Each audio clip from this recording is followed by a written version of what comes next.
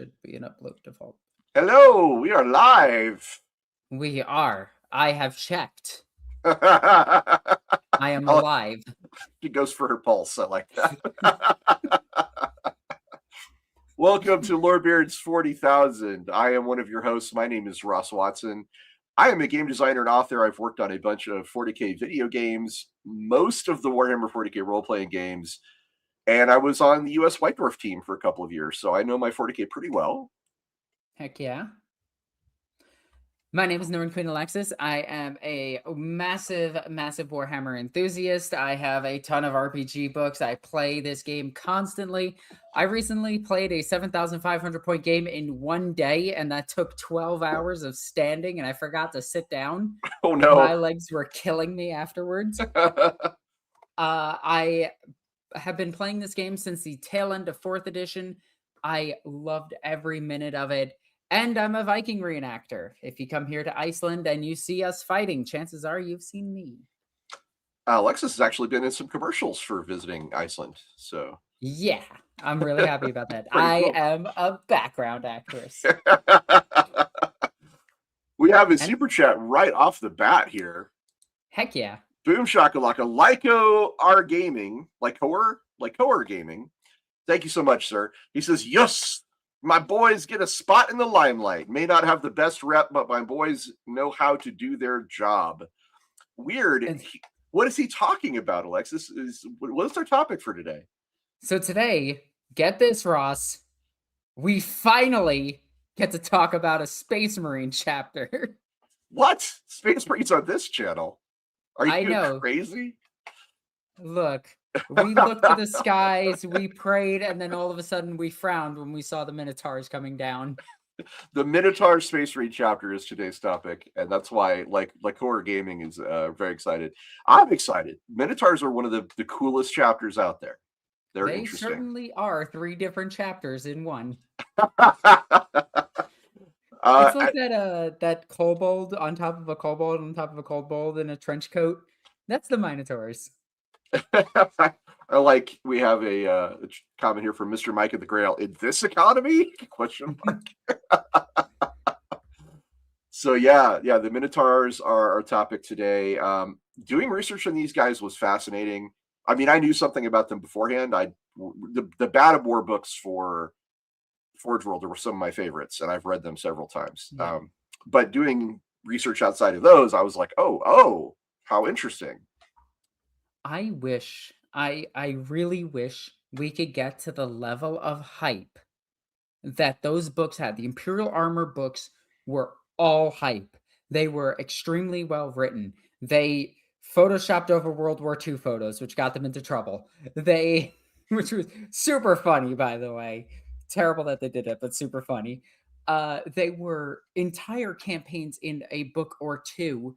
They introduced all new units, a brand new play style to the game, high gravity planets, and all sorts of other things. And then we got the campaign books of today, which I feel like are like, hey, here's a campaign.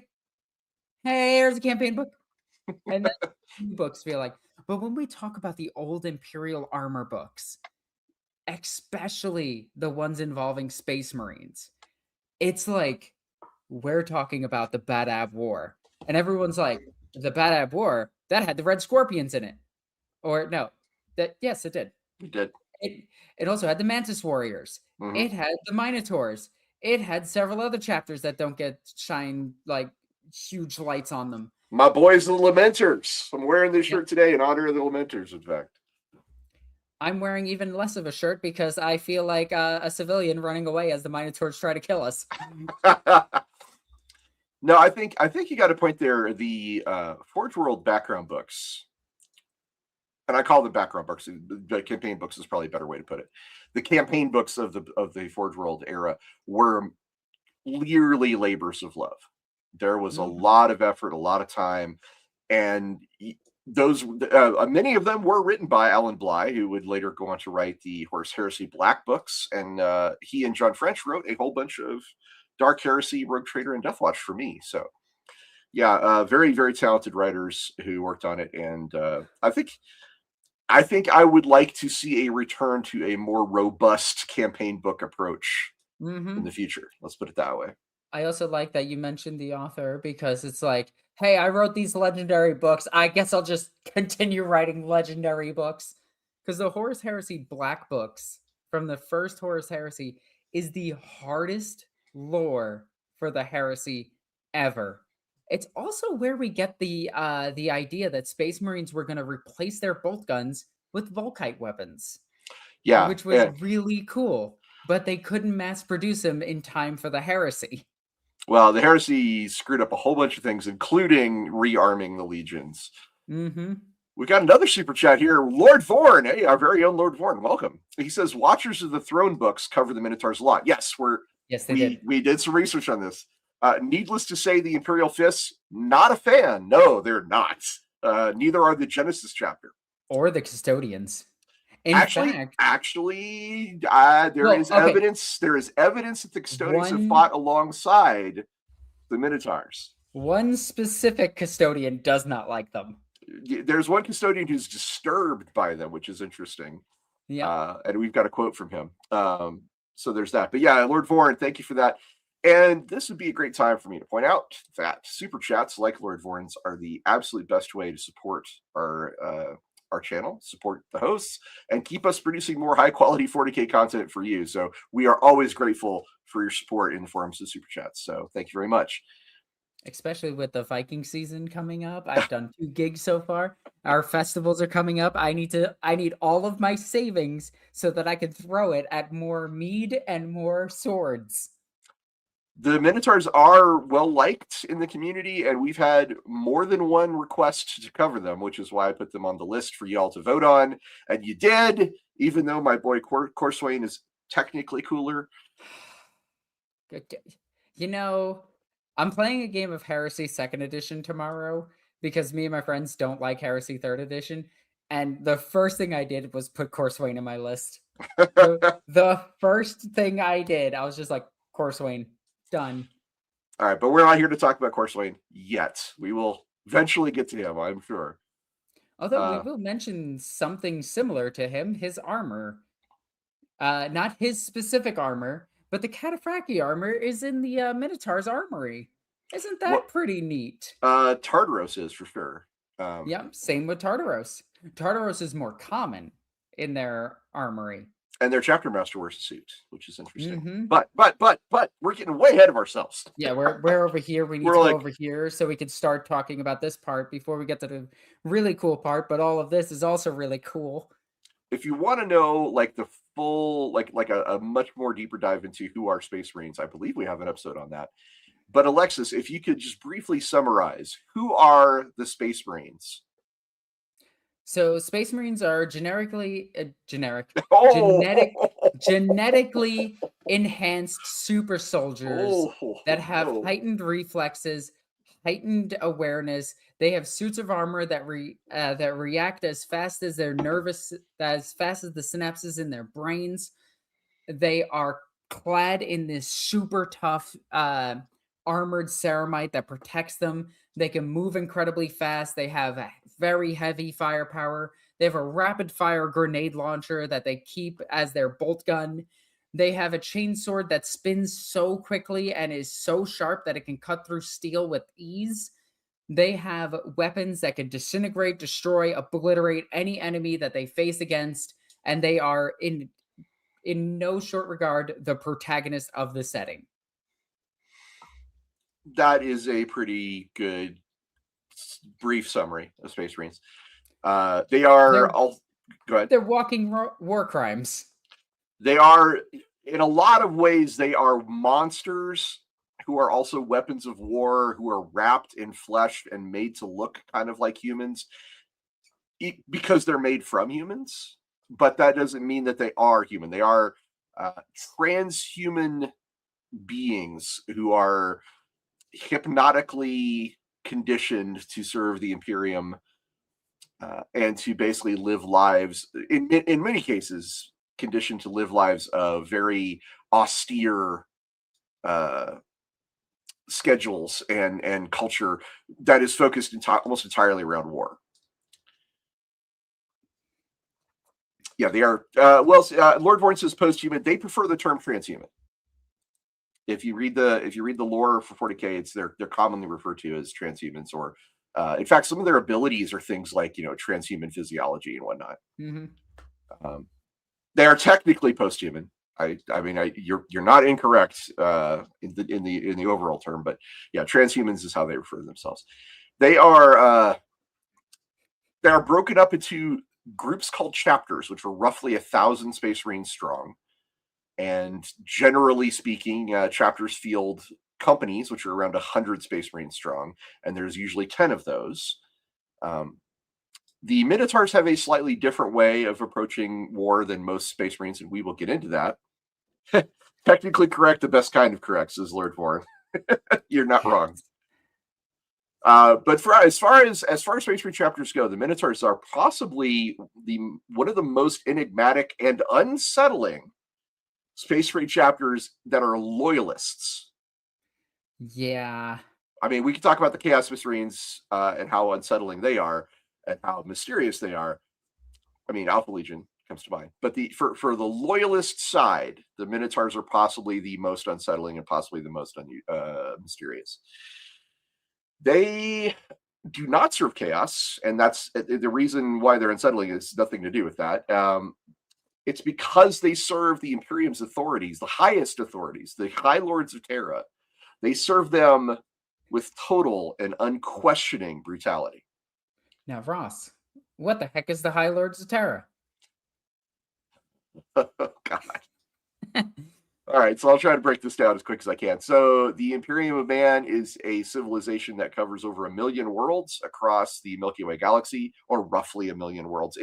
The number is around 1 million. It goes up, it goes down, but it's usually around 1 million. And in the Imperium of Man, it is ostensibly ruled by the Emperor, although he has been a living corpse atop the Golden Throne for the last 10,000 years. So the majority of the Imperium's time has been spent under the rule of the High Lords of Terra. The High Lords of Terra is a council of 12, and they represent the masters of different parts of the Imperium, such as the head of the Adeptus Arbites, which are like the FBI, if you will, the enforcers of the Lex Imperialis, which is the imperial law. Start resisting. There's the Fabricator General of Mars has a role on the High Lords of Terra, the Lord Marshal of the Astra Militarum, the Lord Admiral of the Imperial Navy, the High Lord of the Administratum, the Ecclesiarch of the Ministorum, and the what Canoness Suprema, I believe, right? Yes, Canoness Suprema. Of the Sisters of Battle, and the head of the Guild Master of the Officio Assassinorum, and the Custodians, if you didn't mention that already. And there's a Custodes member representative as well. There's a lot. Anyway, the High Lords of Terra essentially have ruled the Imperium for the last 10,000 years, which there was a pretty interesting change when the Primarch Rubute Gilliman was reborn, or reawakened, saved from death, died, but also returned from death. It's a very complicated story about this guy, but essentially he came back to life. And when the Primarch Gilliman returned, he made some changes in the High Lords of Terra, changes that were not always seen as good by the High Lords. So anyway, the High Lords of Terra, though, they have a interesting and unusual tie with the Minotaur Space Marine chapter, in that anytime the High Lords call, the Minotaurs respond instantly and aggressively and enthusiastically. So they're good boys. They're very good at serving the High Lords. Whether that serves the Imperium, which is very strange because their aesthetic is very much the Spartans. Like, shield and spear. Yeah, like, shield and spear is definitely a big part of it. Yeah, the bronze. They're definitely heavily inspired by the story of Leonidas and the 300, and then they never mentioned that in any way, shape, or form. They definitely have bronze armor. That's their color. They definitely do have mythological iconography of the Minotaur as part of their makeup, which is interesting. And they have deployed primarily not against Xenos invaders or Chaos forces, but instead they have been used against other loyalist Space Marine chapters who have strayed from the High Lords of Terra's will. That is the majority of the actions of the Grey Knights, or sorry, not the Grey Knights, the Minotaurs. That's the majority of the actions of the Minotaurs have been against fellow Space Marine chapters, which is very interesting and a little unsettling. Their history is deliberately hidden. In fact, even the Inquisition struggles to pierce the veil of secrecy around the Minotaurs. I think there's a Greyfax stated that there's a Space Marine chapter that not even she can talk about, and that might be a reference to the Minotaurs. Quite possibly. So we have a comment from Godzilla Rex. He says, "Are they traitor Marines?" No, they are not traitors, nor are they traders. They don't trade things, and they haven't betrayed anyone, as far as we know. I mean, other Space Marines view them as betrayers, but the High Lords use them, and they are considered a loyalist Space Marine chapter. They are unpopular amongst other Space Marines. That's they just seem seen as very bad teammates. Yeah, chaotically loyal. Yes, Rush, you are correct. So let's talk about the origin of the Minotaurs. What founding were the Minotaurs from, Alexis? Well, okay. So possibly the one that the story goes with, and the one that's probably the most correct, is that they were found in M36 as part of the Cursed Founding. The 21st Founding. The 21st Founding. Mm-hmm. Now, there is a little bit of a hiccup because the Minotaurs were mentioned prior to this founding. Yes. There's an entry in the lore about about these guys fighting a battle. Let me see. I have it here. I have the information. In M32 or something like that, or M34. Let's see here. The solar. They are mentioned as being involved in the solar rebellions around M32. Yeah, which is a little weird because that means that they appeared 2,000 years after the Emperor, caught a case of the dead. Let's just say that is wildly out of lore. Yeah, that is very old lore. It's considered conjecture at best, I think, in the overall canon. The way that I would view that lore is that is the chapter that inspired the Minotaurs that we know of today. Possibly, and we shouldn't just dismiss it and say, well, it certainly couldn't have happened. It didn't happen. I think it's so if you want to talk about like Occam's razor, right? The most likely thing is it was a misprint in a book, or somebody got it wrong, or that the administratum themselves recorded it incorrectly. But if you want to talk about a more fun theory, the more fun theory is that someone in the High Lords of Terra, post the death of the Emperor and post the creation of the Codex Astartes, which broke up all the legions into chapters, one of those High Lords of Terra was like, you know what we need? We need our own Space Marine chapter. And maybe that was when they started messing around with the Minotaurs as one of those successor chapters that slipped through the cracks. Who knows? I also have a separate theory, which is the Minotaurs of M36 went through the warp, appeared out in M32, killed a thing, warp traveled back to the future. But we have no idea. The most concrete thing that we can say about it is more than likely multiple chapters of the same name do exist. We do know this. Star Phantoms are one of them, where they have two separate chapters that operated at the same time, and then one got destroyed. And even in Plague Wars, I believe that Gilliman makes a mention of trying to figure out where all the chapters are, and he's just like, there's so many. What's happening? I think in the Infinite Divine, Trazyn the Infinite says that he has difficulty distinguishing between the Firehawks and the Fire Falcons Space Marine chapters. And I was like, I'm with you, buddy. I get it. I do love that book is basically the audience reacting to 40K lore. Fantastic book. I'm reading more of his stuff now because as soon as I Mm-hmm. finished that book, I was like, I want more from this author. Fun fact: the guy who wrote Infinite the Divine is also the guy that writes extra credits on Mm-hmm. YouTube. Robert Rath is his name. So if you want to go watch his stuff on YouTube, you're welcome to do it. Hey, we've got some super chats here that are popping up, so let's grab them. Super Urlock says, favorite chapter, hell yeah, Grimdark. Today's entry is Yes. very Grimdark. That's why I went extra goth today. Thank you, Super Urlock. Really appreciate you, buddy. And we got one from Nestor Vitubra. Hey, speaking of crimes, here we go. On Yeah. Wednesday, Ross mentioned me several times as a Kerr supporter, which deeply offended me because I'm an apologist for the other Galactic War criminals, not the Night Lords. Did I get you mixed up with somebody? I apologize. Vester, I think I got you mixed up with Ricardo Andre. Ricardo Andre, I think is my mixing up. How dare you, Ross? Yes, We are apologies. never going to let you live this down. You know what? I'm great with faces and I'm terrible with names. Fair enough. Which is like, I always am like, hey, I know you from somewhere when I meet someone. I'm like, I don't remember their name. So apologies, Nestor Ritzuber. That was not intentional. Now, getting back to the Cursed Foundry, the one thing that we need to mention about the Cursed Foundry, I'm going to trip on my words, but everything got screwed. I think the Firehawks were created around that time. They got obliterated, possibly turned into the Legion of the Damned. The dragons, the Black Dragons came out.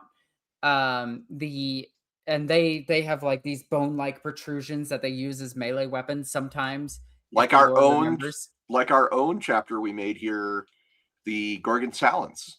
Yes. There are several chapters where their gene seeds' inherent flaws are on full display. I believe the Lamenters were made around this time too, and they just have they're incredibly unlucky, which is apparently a gene seed flaw. Yeah, so the Minotaurs are part of this Cursed Founding. And the Cursed Founding, as Alexis was telling you, is it has produced many chapters that are afflicted by genetic corruption or mutations or psychological aberrations or just terrible luck. And so the Minotaurs kind of fit this pattern, at least a little bit, in that they are, well, the original Minotaurs certainly did. Let's put it that way. Because there certainly may have been, and it's very likely there were several chapters with the name Minotaurs that are distinct and different from one another. So the Minotaurs that were created around this time, they all exhibit a behavior that is unlike Minotaurs in the future and Minotaurs of the older edition. These Minotaurs in specific were more berserker-esque. They wanted to engage in close combat as often as they could. They would forgo their firing lines, they'd forgo their teammates in order to close distances, get to their enemies, and more specifically, they would get to an enemy that they believe is good in combat. So they would charge war bosses and just fight them, which would ultimately make them a terrible teammate. And these particular incarnation of the Minotaurs did not care about civilian losses in any way, shape, and form. They actually actively used them as shields. Can you do me a favor? Is messed up. Can you do me a favor and find an image of their original heraldry for any? Because there is an image of what they looked like, the earliest version of the Minotaurs and what their color scheme was. It's pretty interesting. I was waiting for this. There they are in all their glory. Look at how silly that looks. It's very silly. You know what's a really funny part about this? Is that straight up just looks like the Chicago Bulls? I mean, a little bit. It does, or it looks a little bit like the Bulls. Doubles. But the thing about these guys, they were described as near uncontrollable berserkers. They were warriors of savage abandon who shunned all contact with other Imperial formations and threw themselves into battle without heed for losses or coordinating with their allies. Now, if there's one thing that all versions of the Minotaurs have in common, it's the fact that they shun contact with other Imperial forces. They are very, very aloof. So these guys were very, very aloof. And the ones we're going to talk about soon are also very, very aloof. But it's very possible that these and the ones we're about to talk about are not the same, because according to the information we have on the 21st founding version of the Minotaurs, not only did they fight like world eaters, they had chimeric gene seed. Now, gene seed is what defines the Space Marine's biological heritage. And a chimeric version of gene seed is extremely unusual. It's a designation that implies their genetic material was procured from a prohibited source, mixed with a heretical genetic pool, perhaps adulterated or somehow tampered with during its creation. And if you ask me, these guys, at least the version of what we're talking about right now at this moment, sound a lot like world eaters. Yes. Just flat out world eaters. We do have 2 super chats really quickly. Yeah, they're coming in fast and furious today. Kurt Shiba asks, would they have turned traitor to fight Big G? So well, that was actually the plot of a book. 2 books. Let's just say they came very close, but at the last second were turned away and did not, in fact, rebel against. Like, it was one of my favorite moments to see. I can't remember the dude's name, the one custodian, but is it Valerian? Yeah, Valerian and Alea were squared up with their chapter master, and Asterian Moloc.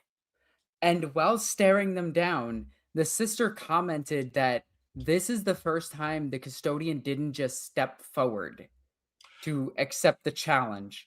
He actually had to contemplate whether or not he could beat a chapter master. Custodians, for those of you that don't know, are the Space Marines of Space Marines. They're bigger and stronger than Space Marines, made with space magic. There's no other way of putting it. They have some augmentations, but nothing as invasive as Space Marine surgeries. They're mostly just, they shove them into the magic oven and poof, comes out a custodian. We're not going to get too deep into it. We'll do it. We have a whole episode on the Custodes. Yes. At the time, we compared them to Stradivarius violins compared to mass-produced trumpets, where the Space Marines are the mass-produced fiddles are the Space Marines, and the Stradivarius violins are the Custodes. So having a custodian take a second to actually think is a very long time for a custodian. Yeah. Even Alea. Sorry, my throat is very dry. I spent all day screaming. Even Alea, who is the sister of silence, who is actively affecting him with her blankness, he doesn't seem too bothered by it. And they're squaring up with him like, are we going to have a problem? And there's this epic scene in the book, and I absolutely love it. Yeah, and one of the characters in the book, who I believe ends up as the new High Lord of the Administratum, she whispers in the chapter master's ear, Asterian Moloc's ear, and whatever she said to him made him go, "Okay, cool, we're leaving." And he stood down immediately. Yeah, it is interesting. So the answer is no, but it was a very close fucking thing. So I wouldn't be surprised if in the future there is a conflict between the two. Oh, almost certainly going to be a conflict with Minotaurs. Biofoot, our local fisherman enthusiast, he says, "Are these Space Marines fishmen? No. Are they perverts? I mean, maybe. Not their personal lives. There's some speculation that I'll get into later about Asterian Moloc and his origins, but it seems very fishy to me. These guys are the closest you get to the slavishly loyal, reprogrammed Space Marine ideal, if you will, of some version of Space Marine. Some versions of Space Marines have been essentially like born to be soldiers. You know, they were mind wiped, they were hypno conditioned, they were indoctrinated into the Imperial Creed to the point where they were basically like all war all the time. That's what we do. That's who we are. And the Minotaurs are on the spectrum. They are pegging the needle as that.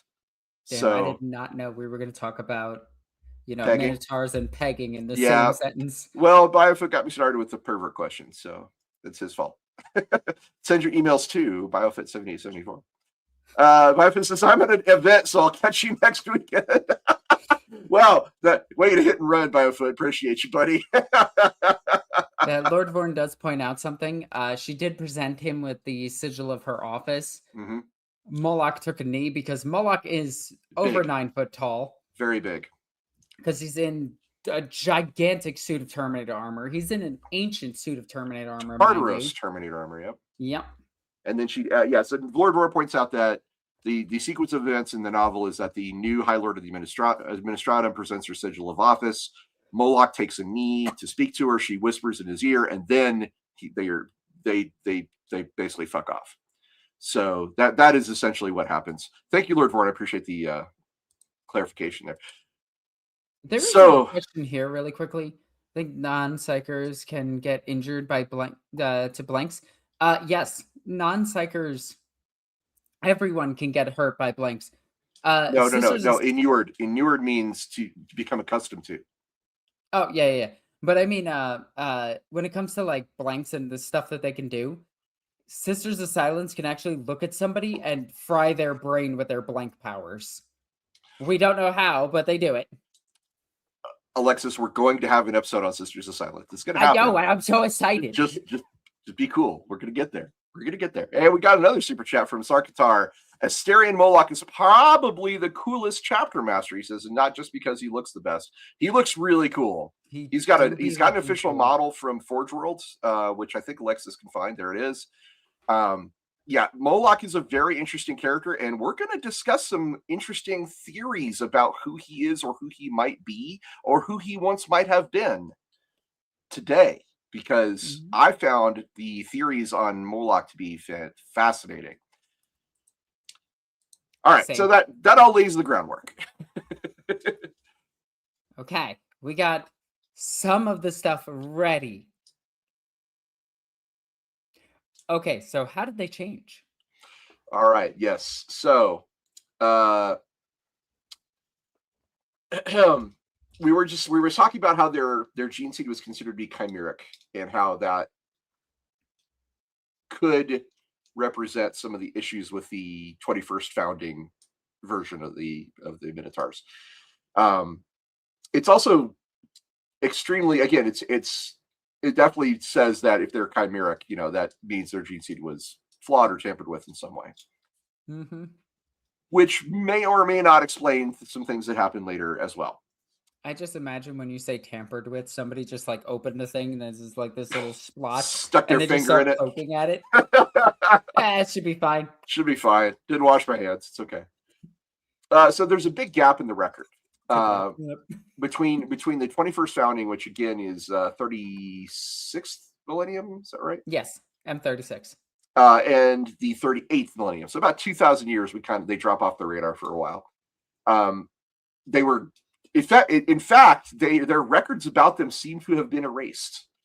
There were a series of data purges and edicts from the High Lords that sealed their history behind walls of classification that even Inquisitors cannot breach. They put it behind a paywall, and it's one of those things where you have to like hit the keys to try to get into that thing, and then you have to like delete the ad itself so you can actually see the page. Yeah, I'm assuming a lot of it is just codes and things that Inquisitors are typically not privy to, but who knows? Codes. It could be like sealed vaults. It could be there could be all number of ways that a High Lord could conceal information from an Inquisitor, because the resources available to High Lords are prodigious, to say the least. What resources are available? All of them, in fact. Scholars have noted that records that were once available about the Minotaurs have been systematically purged. And the sheer scale of this operation implies that whoever ordered it had power at the very apex of the Imperium, like the High Lords of Terra. Then they reappeared. They reappeared in the 40th millennium. They reappeared profoundly changed, however. These Minotaurs, the Minotaurs that arrived then, which is roughly 1,000 years before the current date, roughly 2,000 years before the current date in Warhammer 40,000. And these new Minotaurs that appeared were very disciplined, very tactically sophisticated, extraordinarily well equipped, and that's putting it mildly.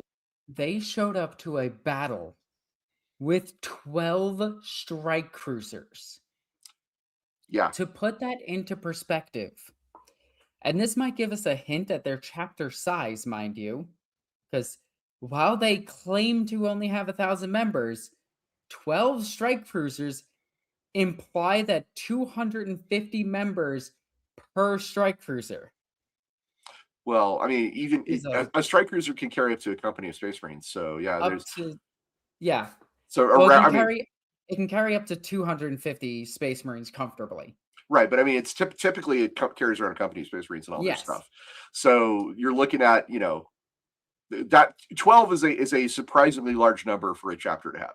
And let's keep in mind the Minotaurs are considered a minor chapter of Space Marines. So they are Minotaur chapter. Minotaur, yeah. They are stupendously well equipped, and we will get into that as well. They also, these new Minotaurs, they possessed fanatic, unwavering loyalty to the High Lords. Mm-hmm. So either they mastered their curse, or they're an entirely different group that just assumed the name and heraldry of their predecessors. So Now, we're not sure. They started doing something that scares a lot of Space Marine chapters. They started deploying their entire chapter to battles. The Minotaurs don't send strike forces; they send everyone. Get the Gary Oldman meme from The Professional. Bring me everyone. Yeah, everyone, and they just roll in with the full chapter. They got the text from the High Lords that said "send dudes," and they're like, "Okay." All of they the didn't dudes question that. Now, originally, we don't know if the old Minotaurs. I'm gonna put this out there. So, old Minotaurs. Prior to this, we don't know how well they deployed and how they deployed. It is implied that the Minotaurs always deployed their full chapter strength at all times, which means that they're actually pretty bad for battle zones because they're deploying their entire 1,000 chapter strength at one battle, and then the enemy could easily just go, "Oh, that's dangerous. Let's go around that." So before I read the super chat, I do need to mention what he's going to refer to here. There is a very popular fan theory or hypothesis that the current Minotaurs are derived from Iron Warriors gene seed.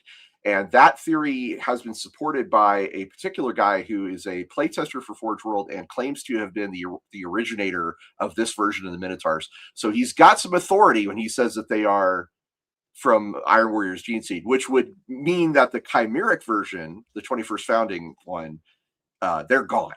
That they were entirely replaced, and that is something that has no real analog. Like that's not something you find in 40k except for the Minotaurs. So it's pretty cool. The Sights of the Emperor. They're another chapter that died down to a man, and then Belisarius Cawl rebuilt their whole chapter. Okay, true, but that's it's so rare. It's so rare. That's my point. Like we're talking about two. Out of 1,000 chapters, mind you. So here's the super chat from Nestor Vitumber. He says, to further support the Iron Warriors gene seed hypothesis, the 4th Legion, which is the Iron Warriors, used extreme conditioning on many of the recruits they left in forgotten garrisons.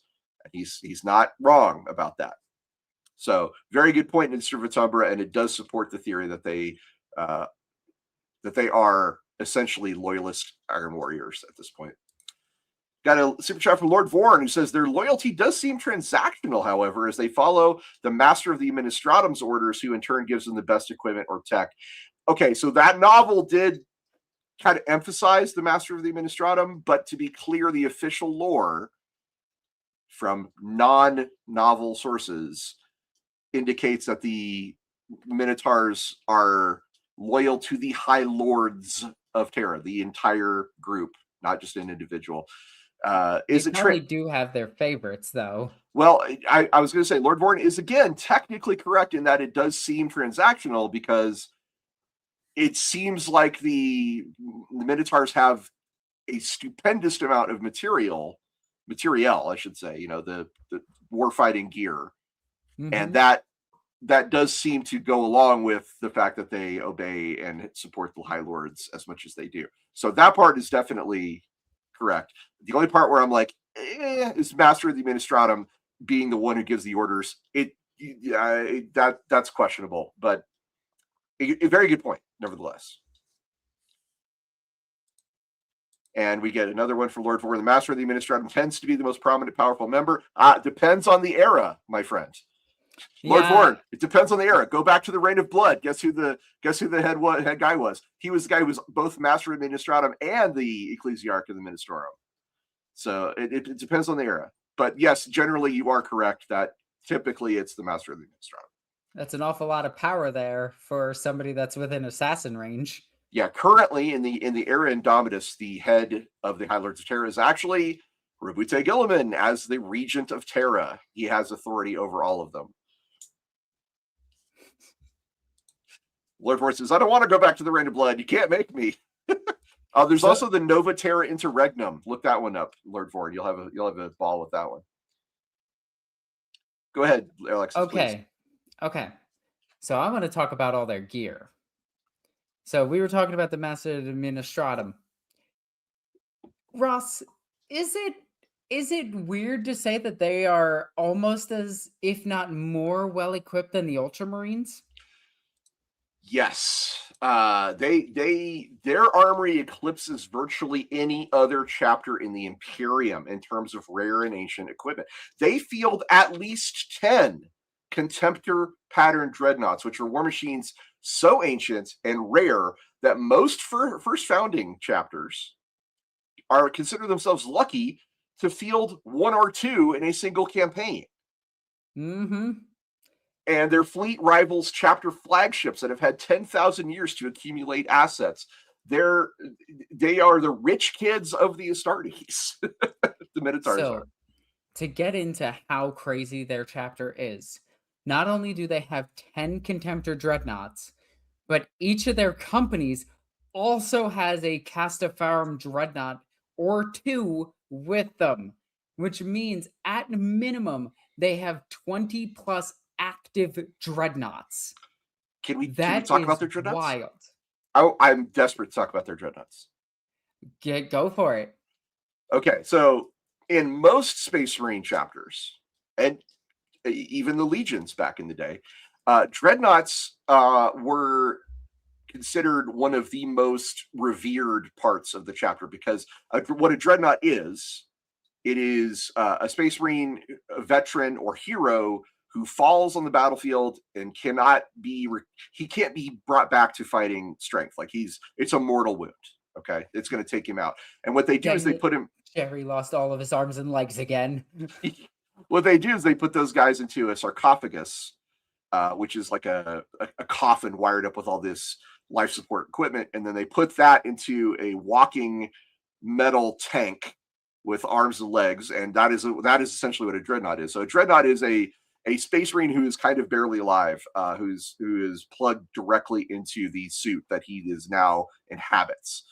And most chapters consider them their ancients. In fact, ancient is a term of respect that is given to Space Marine dreadnoughts because they're so old and so veteran and so revered.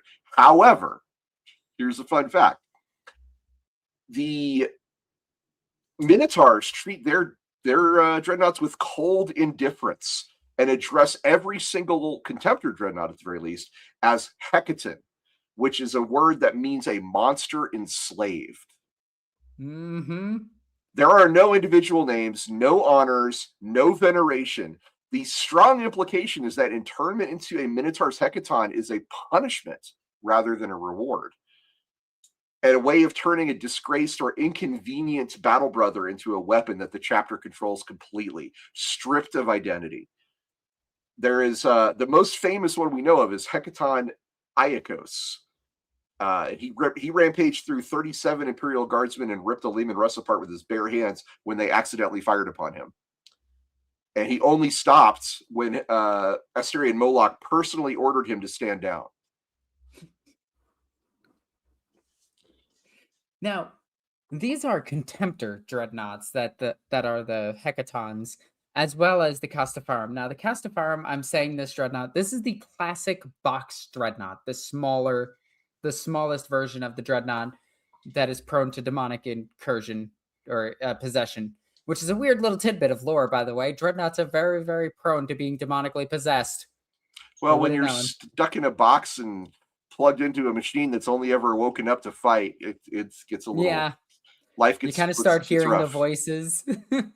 Well, but the Contemptor dreadnoughts are so ancient that the technology to maintain them, just to maintain them, is almost lost. It is considered like a master of the forge has to get personally involved in order to try to keep those things operational.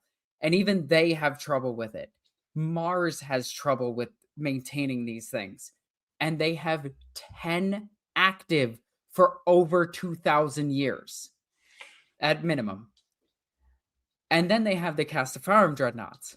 But that's not the only dreadnoughts they have, because in the 41st millennium, they now have Redemptors, Brutalises, and the Ballistus dreadnoughts, because they got all of them.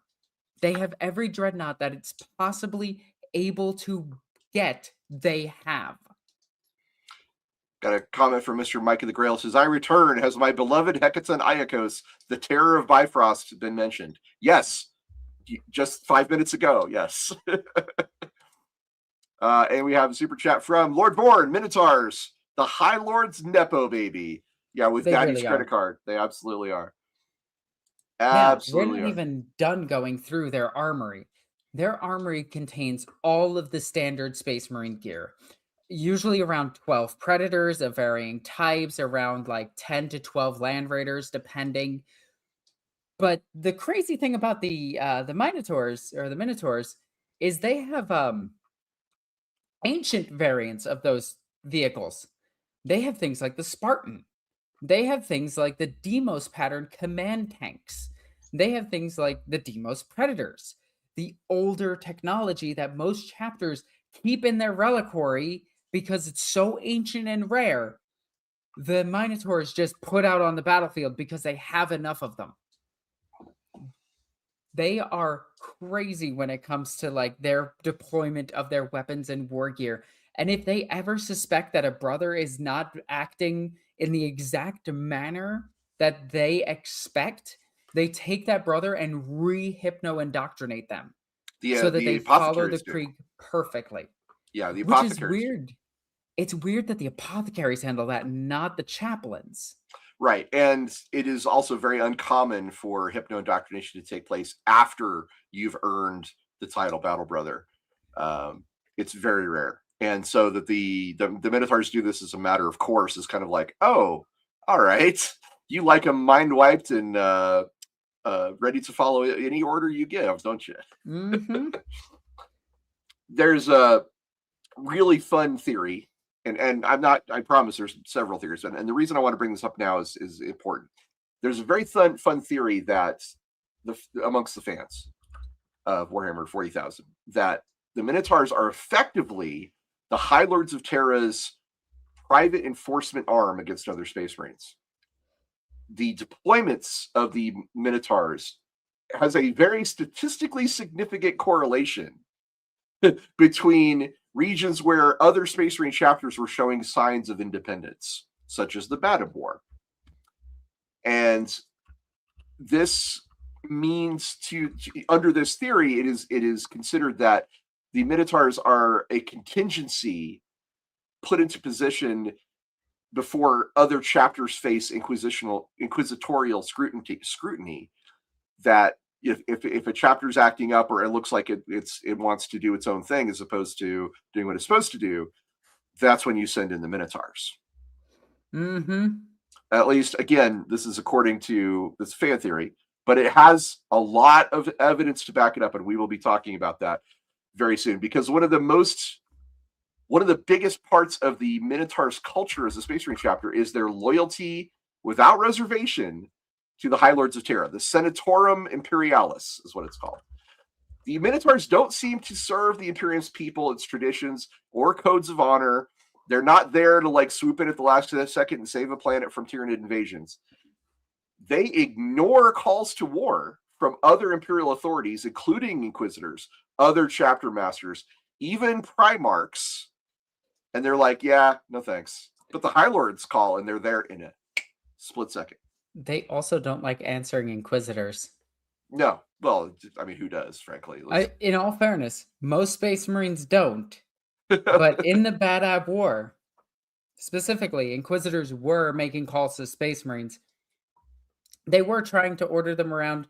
Most that tried to order a Space Marine around didn't really live through the war. Most that asked Space Marines to help out, the Space Marines typically came in because they felt oath-bound. Not the Minotaurs. They were just like, cool. Do we want to talk about their actions in the Badab War? You know what? I know you do. I see it on your face. Look at that big old smile. You're just like, yeah, let's go. The Badab War is one of the most fascinating events in all of the grim darkness of the far future, and I desperately want to do an episode just on the Badab War. But let's narrow our gaze a little bit and focus only on the Minotaurs in the Badab War. As a narrow gaze, I can explain. That's a terrible joke. Oh, man. We also, sorry, random tangent, but the Badab War, the one thing I will say about it is I think, I have to do more research on this. For strictly Warhammer 40k, I think the hierarchy goes the 13th Black Crusade, Battlefleet Gothic, Badab War as the top 3 most influential things in all of 40k. Well, don't forget the Horus Heresy. So No. Strictly 40k. Okay. That's why I was trying to separate it. Strictly post-heresy. Okay, got it. Yeah, strictly post-heresy. And then at the bottom of that list is the stupid War of the Beast. Attack moons, go! God damn it. All right. So the Minotaurs' most celebrated campaign, and the one that brought them possibly the most infamy, was the Badab War. This was a major internal conflict between Space Marine chapters. On the one side, you had Lufgit Huron, chapter master of the Astral Claws, and he declared the Badab sector's independence from Imperial tithe obligations. We go watch our episode on Huron Blackheart because we go much more into detail about the whole situation. But the short version is the High Lords wanted to squeeze Badab for everything it could give, and Huron ran out of things to give and got really mad about them wanting even more. It was a very legitimate grievance, let's put it that way. Anyway, so several chapters sided with Huron, including the Lamenters, the Mantis Warriors, and of course the Astral Claws. Mm-hmm. The other forces, including the Minotaurs, joined against them, which was called into by the High Lords of Terra, who were upset because Huron was not paying taxes. How dare! I mean, it was a big deal. It was a big deal. So in the 4th year of the War of the Badab War, the Minotaurs arrived, and they committed their entire strength, 11 capital ships and 10 companies of Space Marines. They operated almost entirely independently, as they are wont to do, of the command structure. They struck targets of their own choosing and left no survivors amongst those who resisted. They're brutal. The Minotaurs, if there's anything you take away from this, you should take away that Minotaurs do not care. They are there to kick ass and chew bubblegum, and they're all out of bubblegum. Now, yeah, they were crazy. Their reputation for savagery was, in fact, the most feared out of all the chapters in the Badab War until the Carcharodons showed up. You're telling me the Street Sharks are more savage than the World Eater successor? Well, possible World Eaters, possible Iron Warriors. We're just really not sure. But in the Badab War, they destroyed numerous secessionist forces across multiple worlds, and they fought in the Battle of Optera. This was a defining engagement where the Minotaurs cornered the Lamenters chapter. My boys, the Lamenters. Oh, they beat them down so badly. They did. They engaged them in a close quarter space battle, And despite the Lamenters' legendary valor and fierce resistance, they were defeated and their chapter master was forced to surrender. The Minotaurs seized several Lamenters' warships, including a relic ship, as spoils of war to replace their own losses.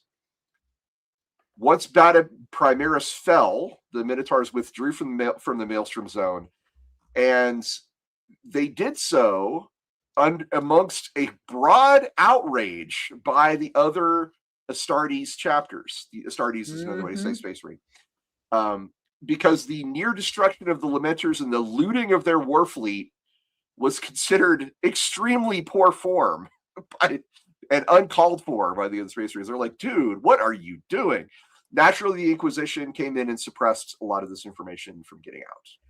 Now, what's crazy is they did the Blood Raven thing. They took equipment, they took relics, they took documentation, they took Gene Seed, they took everything. They took their flagships.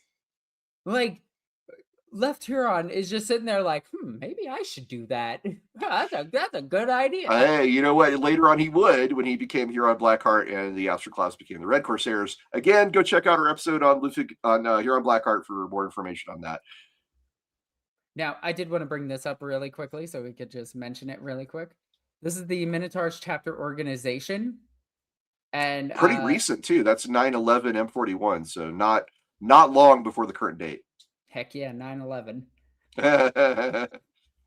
My boy, the Saras's Assault Ram rip. Kestis. Yeah. Well, I always pronounce it Cestus. I think it's Cestus, actually. I could be wrong. Yeah. But like they're such a cool, and they also have ironclad dreadnoughts. But this is the crazy thing. They have 3 dreadnoughts deployed from one company. That's crazy.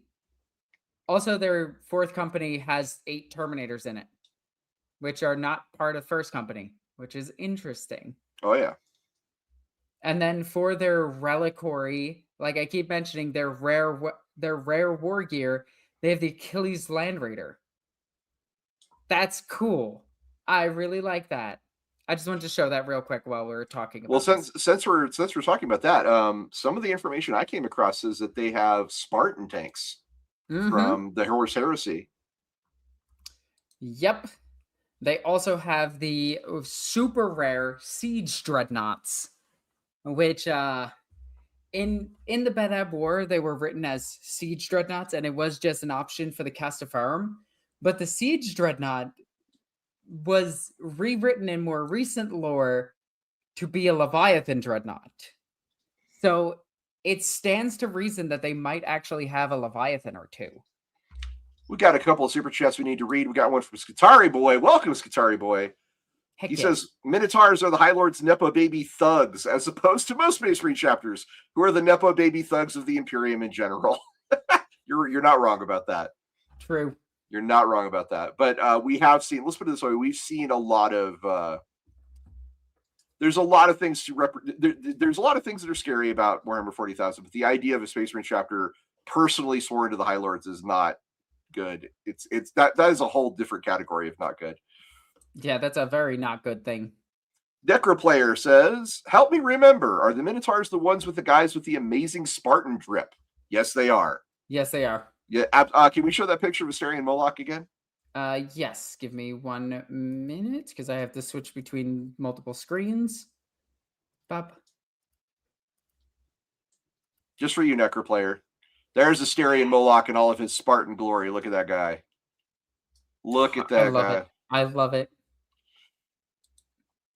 All right, thank you very much. So the first thing you need to know about the culture of the Minotaurs is their loyalty to the High Lords, and they seem to be the perfect instrument of political enforcement, because most of their notable campaigns have been directed not at orcs or chaos or tyranids, but other Space Marine chapters.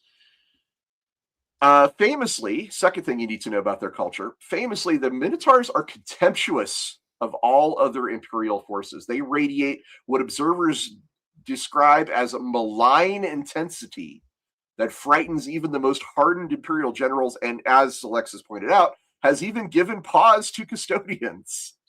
Strictly one custodian, but still, When that's impressive.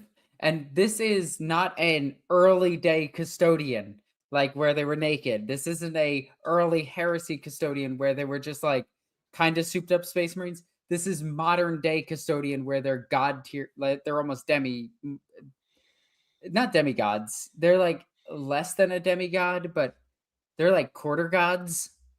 Let's go with a quarter god. they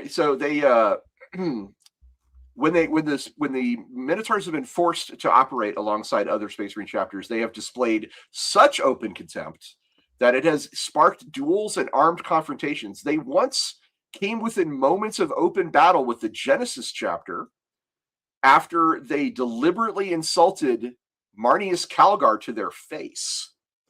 Yeah, don't do that to the Genesis chapter. They think he's a god. Yeah, I really have to talk about this. The Genesis chapter is an Ultramarine successor, and they revere Calgar as one of the greatest living Space Marine commanders. So the Minotaurs battle brother. I meant to say Gilliman. They view Gilliman as a god and Calgar as like this huge hero. So the Minotaurs battle brothers insulted Calgar not because of any grievance. They were just doing it. They were just doing it to see if the Genesis chapter would be a worthy opponent. They literally just Call of Duty lobbied him. A little bit, yeah.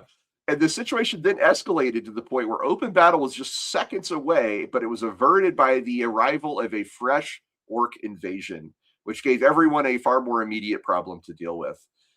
It seems like the Minotaurs genuinely enjoy seeing if other Astartes will fight them. But in truth, most choose to back down. But the ones who don't may earn some grudging respect. Possibly. Yeah, it's great. I love it. I love the idea that they just tease the shit out of other Space Marines to fight. There's them also, like, hey, fight me. There's also a thing called the Euxine incident, Euxcine. I don't know how to pronounce that. Euxine is how I'm going with it. Euxine incidents, which was during the Macarian heresy. So the Macarian heresy, this you may have heard of. It is a point in time where Lord Solar Macarius turned back. It's such a funny thing. Why don't you describe it? Okay, so Lord Solar Macarius is this absolute unit of a general. Like, this guy makes Space Marines look like pansies. He took over so many worlds so quickly and was declared a living saint after he died. Well, a saint after he died. Just a saint, sorry. He was killed in battle. His flagship flies endlessly around his home planet, burning up thousands upon thousands of tons of fuel each day, and it's really funny. It's actually one of the main parts of Imperial Maledictum is that his ship still flies around. But he conquered so many worlds, and then after his death, all of his generals were just like, well, I want this land. No, I want this land. No, I want this. I want this. And they all started fighting each other because they're a bunch of idiots. And in doing so, the Space Marines were like, guys, stop it. All right, come on, let's go. Well, the Doom Warriors and the Inceptors chapters. Doom Warriors. These guys were locked in a private war with one another. Neither one was willing to stand down.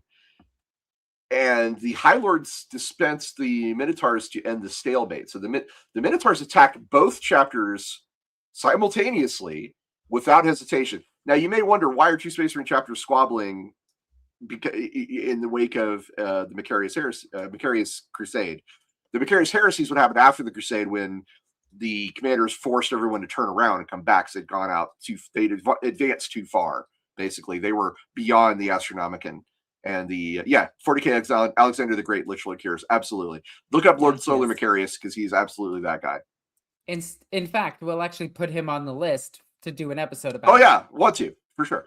So during the Macarian heresy, there was a split in the Crusade between those who wanted to continue and those who wanted to return. And some of those people just ended up turning against the Imperium entirely. These two Space Marine chapters had ideological reasons to come into conflict. It wasn't like they were just randomly doing it. Anyway, the Minotaurs attacked both of these chapters simultaneously without hesitation, utterly indifferent to whatever grievances were being aired. The Doom Warriors broke almost instantly and fled in a barely organized retreat, whereas the Inceptors stood and fought. And they were reduced to fewer than 100 battle brothers before being forced into a very humiliating surrender by the Minotaurs. The Minotaurs then did what the Minotaurs do, and they seized the Inceptors' relics and warships as spoils of war. Yeah. Keep in mind, both of them were loyal space. All three of them were all loyal Space Marine chapters. And no chaos, no nothing. Loyalists. Doom Warriors and Inceptors are both Ultramarine successors. So afterwards, the Ultramarines and all their successors swore a permanent enmity against the Minotaurs and formally banned them from entering Ultramar. That's it. You can't come in here anymore. You can't visit the 500 worlds. We're sorry. We're so sorry. Oh, we have another super chat here. Like Core Gaming. This is the guy who started our whole episode, by the way. He's a big Minotaurs fan. He says, most chapters, okay, let's bring 3 squads. Don't want to deploy more if needed. Minotaurs instead say, we're going all in, boys. Yeah, I don't know if you're. What? It's both a really, really solid strategy and terrible simultaneously. Because it leaves their ships open to attack because all they have on their ships at that point is naval personnel and serfs. That's it. Right. So their ships aren't going to react as fast as if they were being piloted by Space Marines.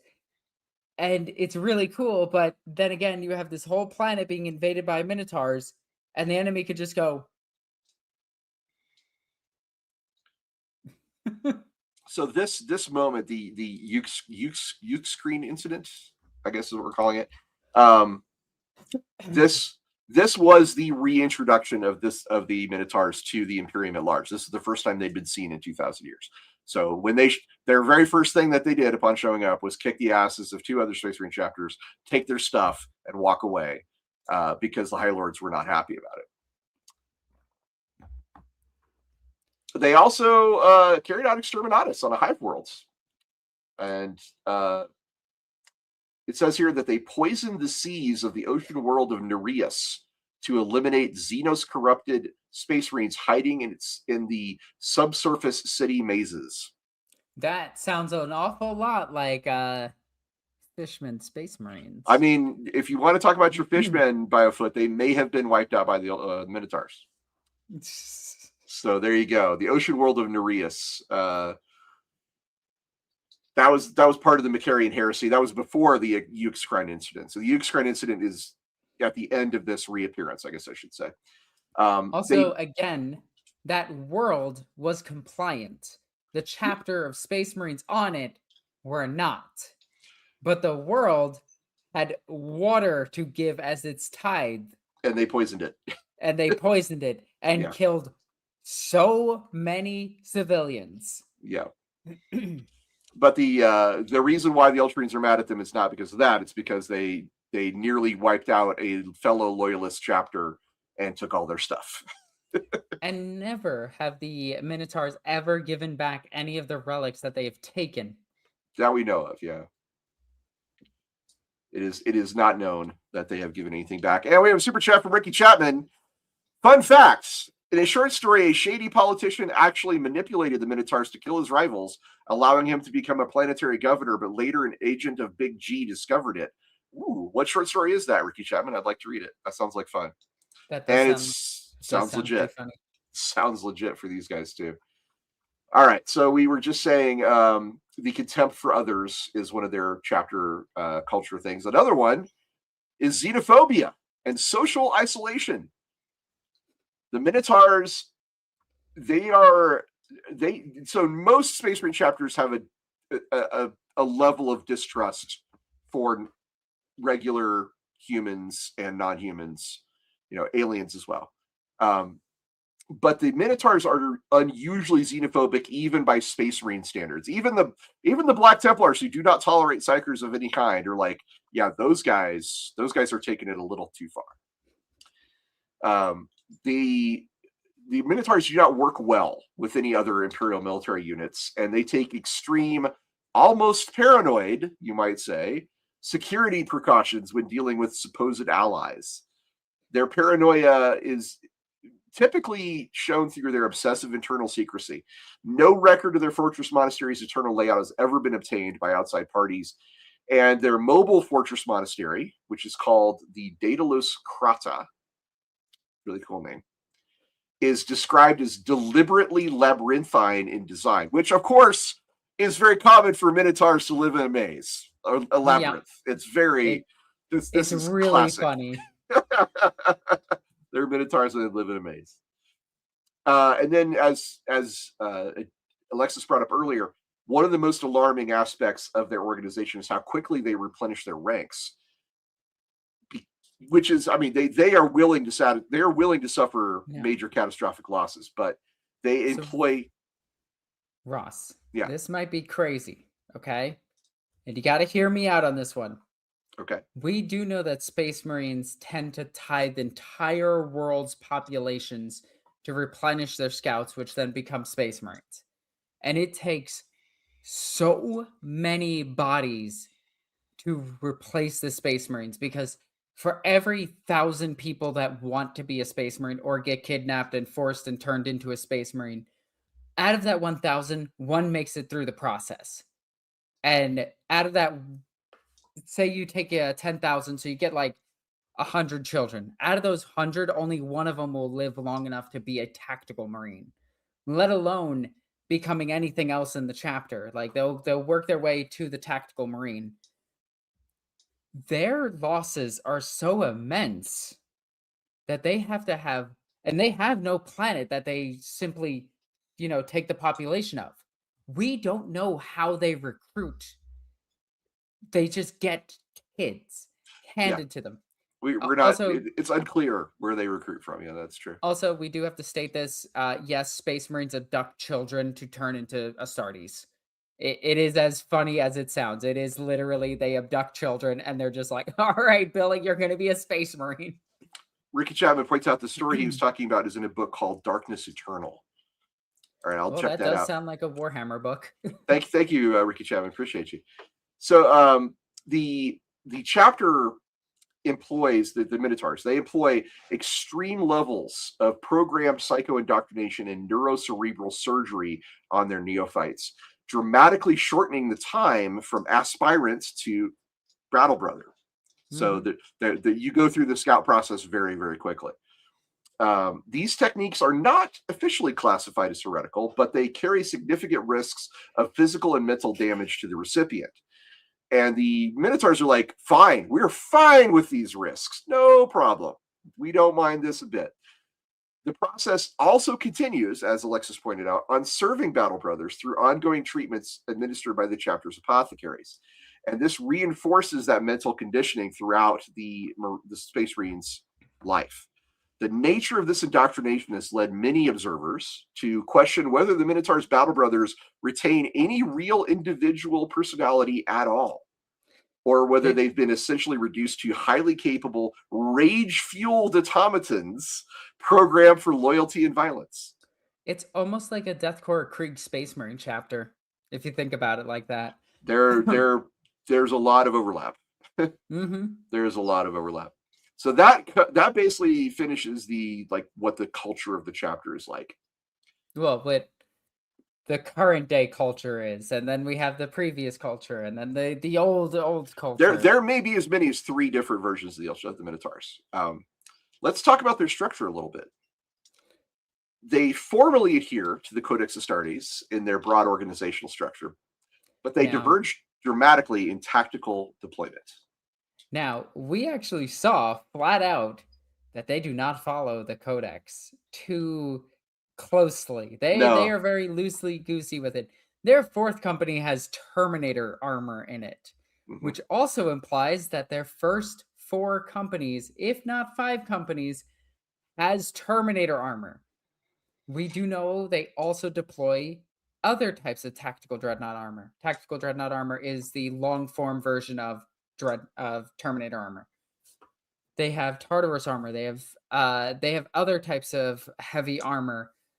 And one of the big things is since they have so many starships, they might be a bigger chapter than we think. They might just deploy 1,000 and say they deployed their whole chapter, but we don't know that. I will say that's a grain of salt thing that comes from the numbers of ships that they have, which largely exceeds the 1,000 Space Marines ships. Yeah, they're As far as we can tell, they don't actually fly with a navy. no, they fly around as one big force, which I was just about to get into. Yep. See, most Space Marine chapters spread their forces across multiple war zones, and they rarely deploy as a complete unit except in the most momentous conflicts. However, the Minotaurs go the opposite way. They almost exclusively operate as a full chapter. All 10 companies, all their capital ships, all their war machines concentrated into a single overwhelming force. And this makes them a blunt instrument of extraordinary destructive power. Their preferred strategy is very methodical, and they focus on total annihilation of the enemy. The vanguard pins the enemy in place, the fast units encircle to ensure that there's no escape, and then the weight of the heavy armor and the firepower crashes down upon the trapped enemy without mercy. And this isn't even factoring in the planetary bombardment that they do almost immediately without ever warning anybody in any way, shape, or form, including ally Space Marines. The Minotaurs commanders are notably willing to absorb heavy casualties in the pursuit of victory, as well as they're more than willing to accept collateral damage against, as she's pointed out, other Imperial forces and civilians. My cat jumped on the stove. I'm gonna go get him. Oh, poor Kovu. So yeah, the Minotaurs are pretty crazy, and we're going to talk about one of the things I know Alexis is really interested in. We're going to discuss some of their exceptional armory. The scale and quality that the Minotaurs have exceeds what a chapter of their age and founding should possess. Typically, the most awesome Space Marine armories are held by the first founding chapters. Those who originally were legions and had access to just shitloads of gear. Notably, the Dark Angels have a massive armory full of like some of the most amazing stuff in the galaxy. Minotaurs also have this though, which is wild because it's one of the clearest indicators of their special relationship with the High Lords, shall we say. We know that they have Mark 8 errant armor, or at least did before they went all Primaris. And that was in widespread use across the chapter, which is rare for a minor chapter to have. They had Void modified Mark 3 power armor, the Iron armor. Yep, there it is right there. And that's typically only seen in Horus Heresy era forces, but these guys have it. They had a lot of Ryza patterned plasma weapons, which is unusual because that's amongst the finest plasma weapons ever made, and that's typically held mostly by the Dark Angels. They had Tartaros and Arcanak patterned Terminator armor. Arcanak pattern, we don't even know what that looks like. We've only ever heard it. Nope. Tartaros it's one of the Terminator patterns that we have no model of, no pictures of, even. The Tartaros armor is pretty rare as well because it's also from the Horus Heresy. Oh, look at those hammers! Those hammers look rad. Mm-hmm. There's the shield, nice. Modified Stormlord pattern Thunderhammers, very cool. Vedic pattern Storm Shield, nice. So they are said to have Spartan assault tanks and Storm Eagle gunships, Alexis. Mm-hmm. Which are relic vehicles that are very rarely seen outside of the most ancient chapters. And they have several, as we said, 10 or more Contemptor dreadnoughts and many other types of dreadnoughts. It's widely suspected that they have connections with the High Lords of Terra and, of course, through them to the Adeptus Mechanicus, who keeps them very, very, very well equipped. Nope, that's a card. Too far. And we got a super chat from Lycor Gaming. Who's worse, Minotaurs or Commissar Yarrick when it comes to losing soldiers for victory? Woo! Oh, I would say that Commissar Yarick actually tries to save the lives of the men he's trying to, protect, except for the time that he tried to get the Fortress of Arrogance back and he sacrificed 3 companies to do it. But in all fairness, sacrificing 3 guard companies to get back an ancient tank, which unfortunately got blowed up in the most recent lore, and I'm mad about that. But Kofi, you got your claws right into my leg. Can you please hop down? I love you, buddy. Anyway, I would say that the Minotaurs are hands down the worst thing to have. Like, I think I would rather a chaos fleet show up than the Minotaurs if I'm a civilian. We did a whole episode on Commissar Yurik. If you want to learn more about Old Bale Eye, go check that out. I feel like as this show goes on, we're going to do that more and more. We're going to be like, well, Yes, we are. it's related to this guy who we did an episode about, who did this thing, which we have an episode about, who carried this weapon, which we did an episode about. I can only hope that we last that long. Let's put it that way. Yes. That would be nice. Right. So, do we want to talk about the fleet, or do we want to talk about the commanders? So, I want to talk about spaceships because you know me and spaceships. Spaceship. I have estimated that at minimum, the Minotaurs have at least 4 battle barges. And this is crazy because most Space Marine fleets only have 1. Keep in mind, Space Marine ships they operate in low numbers because Space Marines emphasize speed to get to a planet to do ground assaults and to get away. They use their navy that follows them to do most of the actual space warfare, the void warfare, because the Imperial Navy ships are actually better at warfare in space than the Space Marines are, unless they can get Space Marines aboard the enemy craft. That's where they excel. Is they'll teleport Space Marines aboard the enemy craft to just destroy it, or just kill all of the crew and then take the ship, which the Minotaurs took to a whole new level because they will kill the entire fleet, making sure that not one ship is damaged before towing all of them away. They have stolen, at minimum, 2 battle barges from those 2 Space Marine fleets that were fighting each other. They took 1 from each of them, and then they took 1 from the Lamenters, possibly. I will say that this is all possibly. But the Lamenters now lost their flagship, and those 2 chapters do not have a flagship anymore. So it stands to reason that their ships were seized by the Minotaurs. If not him, then probably Horan Blackheart later on in the future. But it's really funny that the Blood Ravens are sitting in the corner like, bro, that's our thing. Then they have their Star Fortress, their maze, which is a mini phalanx, which has weaponry capable of destroying entire planets. Which, again, keep in mind, weapons that destroy planets, completely destroy planets, are rare in 40K. Space Marines do tend to carry 1 or 2 bombs for surface level exterminatus, but for complete exterminatus, it's usually entire fleets have to pump their weapons into a planet to actually destroy the planet.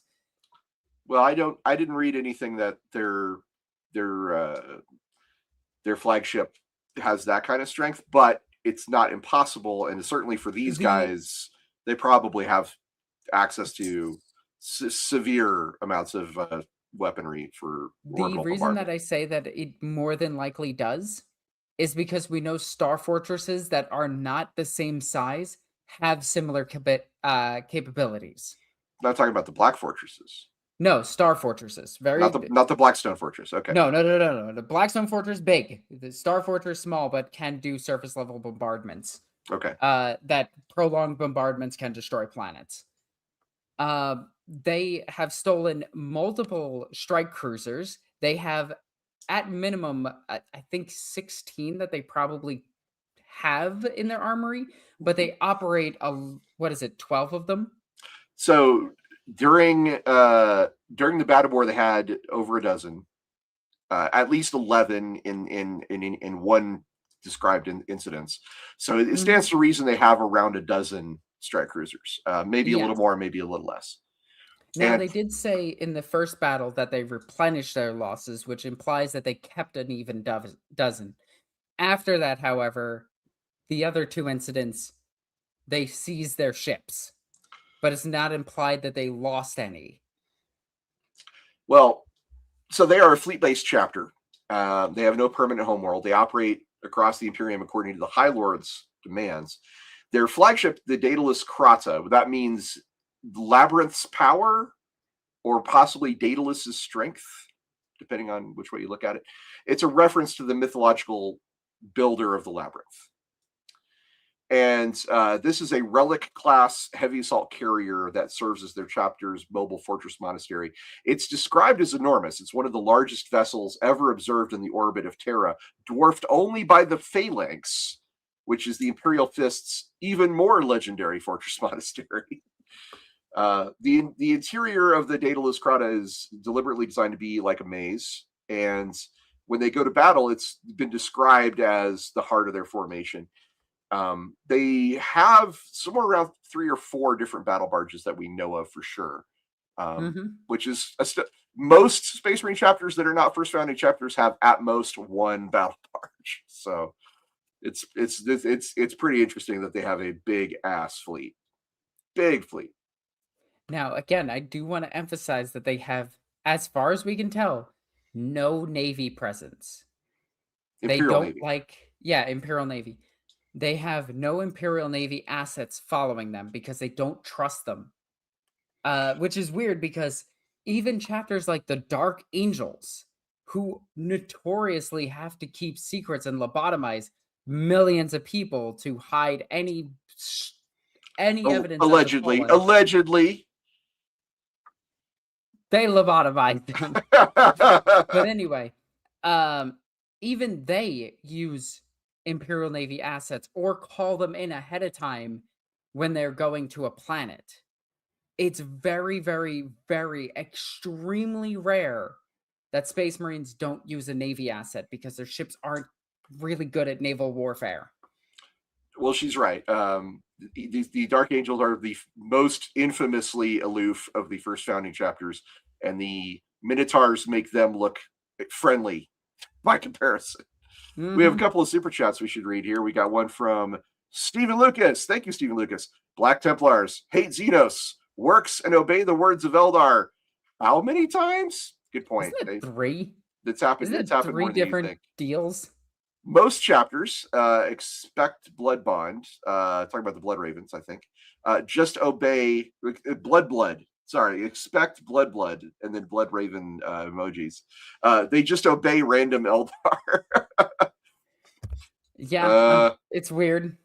I'm sorry, man. I'm an old man. If I get your stuff wrong, Stephen Lucas, is because I am a doddering old man who just can't understand the kids these days. I apologize. It's my fault. It's not yours. And then we've got Necroplayer who says, not that the world needs more Space Marines, but a cool make stream can be making a loyalist successor chapter who come from traitor chapters. Well, we did do a Let's Build the Space Marine chapter. That's the Gorgon's Talons, and they are chimeric.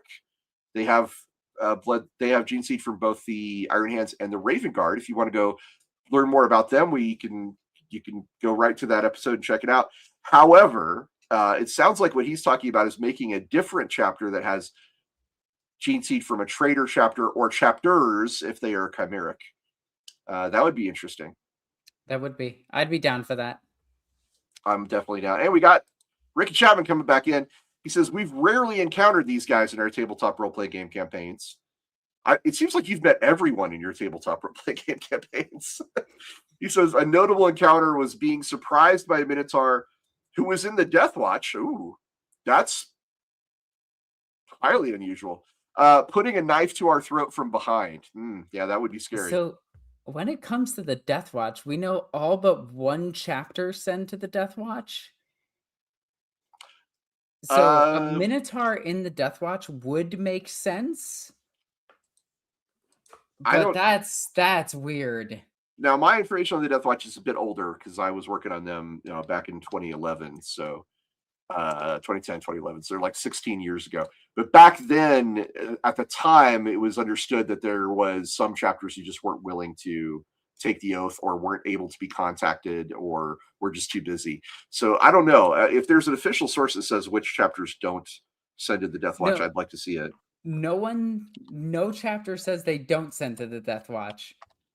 There's just, it's stated that one chapter does not, like specifically does not. I always assumed it was Grey Knights because that seems like the most logical choice out of them. Like, why would you send a Well, demon hunter yeah, into that would make no sense at all for a Grey Knight Yeah. to be. I always assumed that they were not one of the ones, but Minotaurs would also be one I would strongly suspect do not ever send anybody to the Death Watch. But that could be really cool for them to like. No, hang on. Hear me out. I'm gonna use your catchphrase. Hear me out. You're what?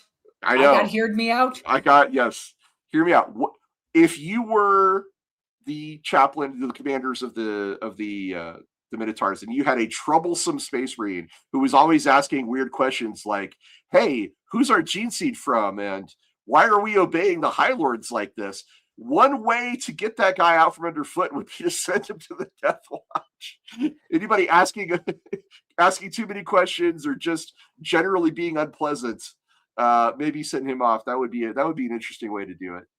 The other way that I would do it is have the Minotaur join the Death Watch because another chapter might have joined the Death Watch, and they need to keep an eye on them. Oh, you're right. There is only one according to the Death Watch Codex. Yeah. Only one of them has been found wanting. Its honor forever tarnished. Yeah. I view that as it's definitely the Grey Knights. I'm going to go with. I would assume the Grey Knights are an exception because their mandate is so different. But Minotaurs or Red Scorpions would be very likely candidates for who that chapter might be. Red Scorpions, definitely. But I think if I had to pick between those two, I'd pick Minotaurs. Why on earth would you do that? I would pick Red Scorpions. Well, it's the same argument though for Grey Knights, right? If the Minotaurs' main thing is fighting other space marines, why would you want to go learn how to fight aliens? Yeah, true. However, I mean, you could make the counter argument that there's no better way to learn how to fight other space marines than to fight alongside them. So, the question here: does the Ordo Xenos know about Grey Knights? Yes, probably. Maybe it's mostly because a lot of them use Inquisitors, and a lot of Inquisitors randomly know about the Grey Knights.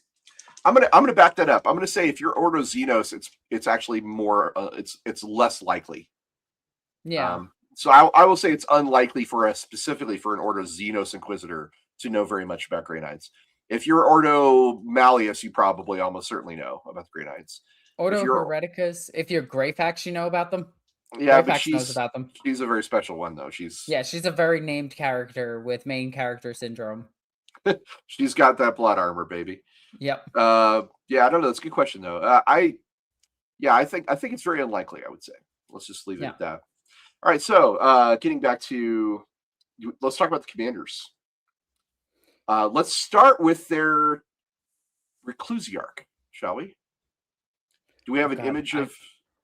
Hold on. I can find it while you distract them. All right.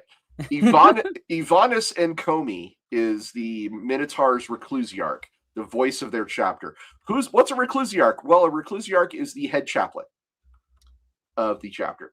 He's the primary interface between the chapter and the outside world because their chapter master is even more reluctant to engage with anyone outside the chapter than regular Minotaurs. But Encomi is the one who acts as kind of like their voice in their face. Encomi is the one that goes to attend war councils. He's the representative of the chapter. And even then, he is considered aloof and distant by other space marines. There he is. There's Encomi. Look at that helmet. Look at that 25 mil base. That is a seriously Spartan helmet. Oh, that tiny base. Yeah, wow. Gosh. These are the Forge World minis from 2010, I believe, is when these came out. So, yeah. And again, it is a modified Mark III armor. You can see it with the crotch plate. Yeah, yes. and the backpack. So Encomi's physical appearance is paradoxical and striking. He has his his face is actually tattooed with crimson lines, and his eyes are also vividly red, which are markers of a backwater world somewhere. But his voice is very fierce, and he can be a stirring orator, capable of inspiring entire armies. He's also a skilled tactical commander in his own right, and has played a significant role in multiple operations, including during the Badab War. And he's also one of the ones that was present to uncover the depths of Huron's treachery at the very end of that conflict. Now, he has a black painted rock pattern Storm Eagle that he drives. Well, doesn't drive, that he uses as his personal conveyance, I should say, called Fortuna Mori, which means the fortune of death. That's so cool. I mean, he's an edgelord for sure. Yeah, he is. And whenever he's sent to represent the Minotaurs at councils, he's very clear that his chapter distrusts all outside parties. Mm-hmm. And even his bare minimum required interactions radiate barely constrained contempt. That this dude is he is not okay with other things than Minotaurs. No, But even more than him, though, is the fascinating chapter master of the Minotaurs, Asterion Moloc.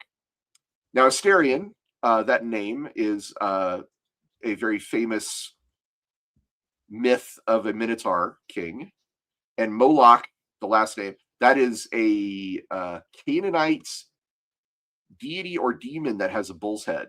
So he is the Corvus Corax of the Minotaurs, because his name means Minotaur.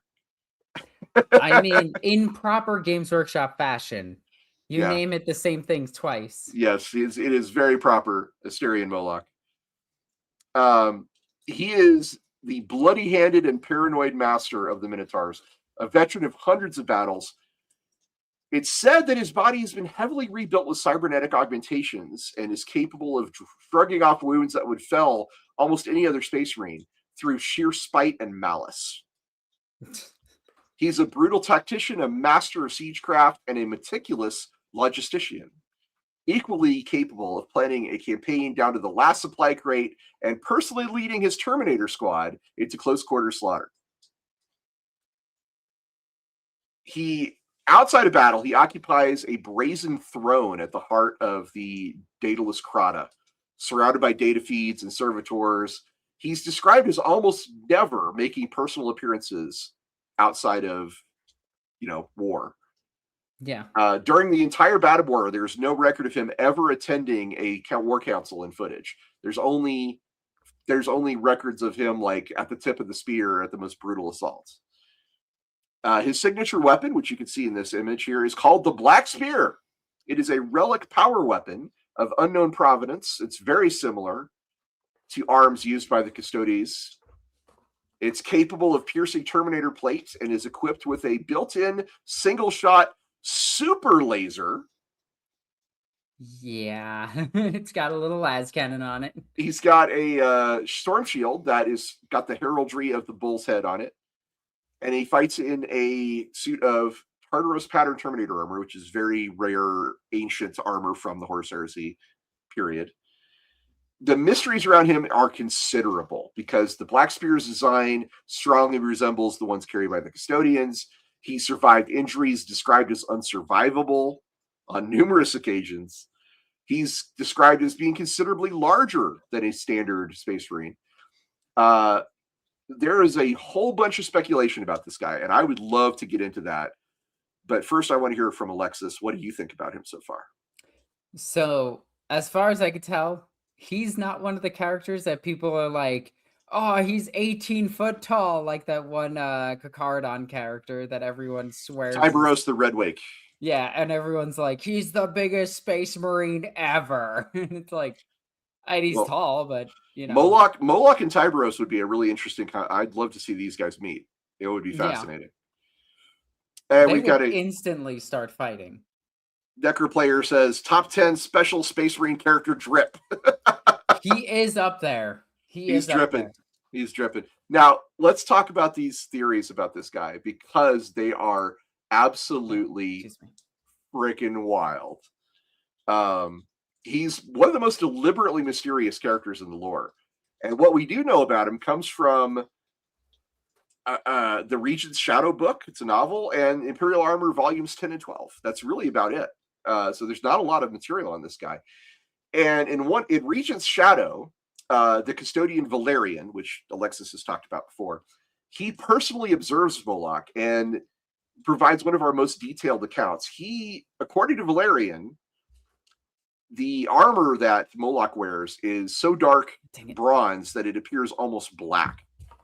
It's engraved with runes and patterns that puzzle even the knowledgeable custodians. And the custodians are scholars par excellence. They have access to the greatest libraries of Terra, and they're like, I'm not sure what those runes mean. He wields a power spear that's very similar to ones that the custodians have. He has a circular shield, still in those weird symbols, and he's always masked. Apparently, no one has ever seen his face. Imperial Armor 12 tells us that Moloc has been officially reported dead at least 6 times over the past 500 years, only to reappear. So did Yarick. Yeah, but Moloc keeps reappearing months later to lead his chapter like nothing ever happened. During the Orphean War, which is there's a Imperial Armor 12, I think, is the fall of Orpheus, which talks about the Orpheus sector being destroyed by Necrons. And during this period, Moloc personally led a charge against a Necron tomb ship, defeated a Necron overlord named Kutlak in single combat, and then was reported missing before resurfacing yet again. He's killed multiple chapter masters in duels, as well as orc war bosses, Xenos pirate lords, and champions of chaos. He is a serious badass. And if you want to know more about Necrons, by the way, we have a whole episode about that, and I'm going to keep doing that because it's faster than us trying to summarize episodes we've already recorded. He's described as being cruel, paranoid, and merciless to a degree unusual even for the Adeptus Astartes, the Space Marines. He's a meticulous siege warfare specialist. When not fighting, he calculates chapter strategy on his brazen throne, and he answers very notably and compliantly to the High Lords of Terra's administrative apparatus, which is considered deeply strange given his otherwise savage independence. Now, the big mystery, who is Asterion Moloc? Well, obviously, he's a missing Primarch. I'm joking. So Imperial Armor 12 offers us 3 options, but I don't think these are the only 3. Imperial Armor 12 says that one of the possibilities is that he's not just one guy, but actually it's a title and identity that's passed down through successive chapter masters.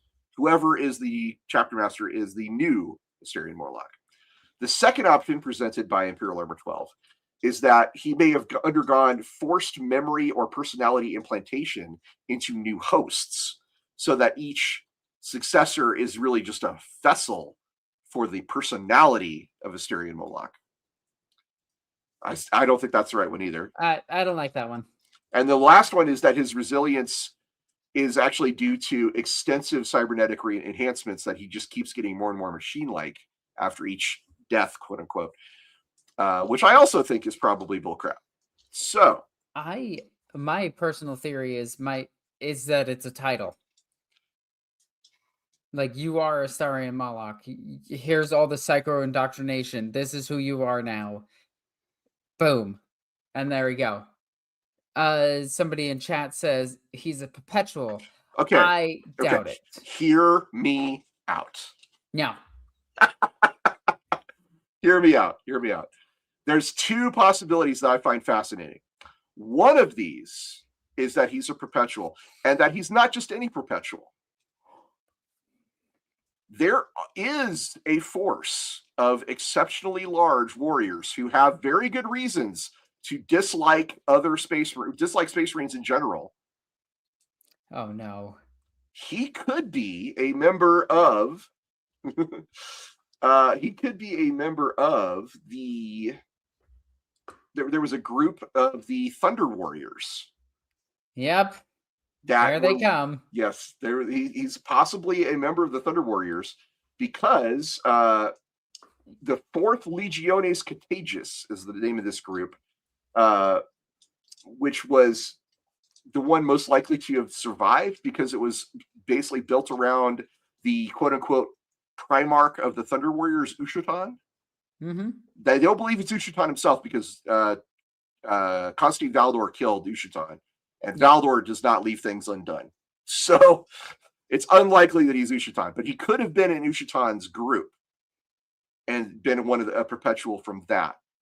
Perpetual Thunder Warrior. It would explain an awful lot. It would explain his size. It would explain his ability to return from the dead. It would explain his enmity towards Imperium factions in general, and especially towards the Adeptus Astartes.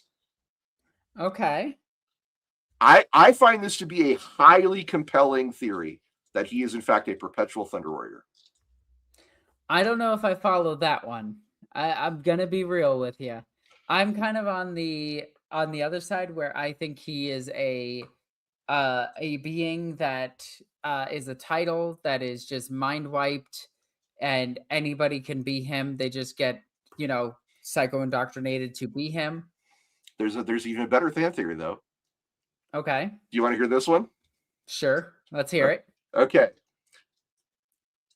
It's possible that Moloc and the Minotaurs in general are not supervised by any one member of the High Lords of Terra except for the Captain General of the Custodes. Because the Custodes have very good reasons to want to keep a close eye on Space Marine chapters going independent. Yeah. Moloc carries a spear that is very similar to Custodian weapons. And Moloc himself fits the size and strength of a Custodian.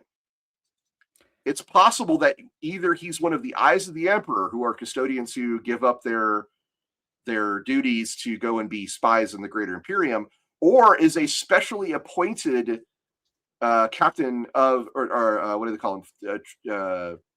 One of those sword captain, I think. Shield captain. Shield captain of the Custodes. And so that would also explain how they receive all their kick-ass equipment.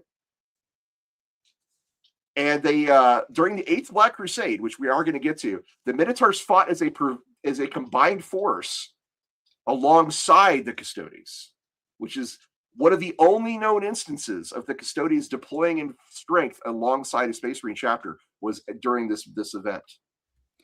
Okay. The 8th Black Crusade. So they fought alongside Custodes. He has a weapon like the Custodes. He's the same size as the Custodes, and he has gear that Custodes have access to, and one of the Custodes is on the High Lords Council.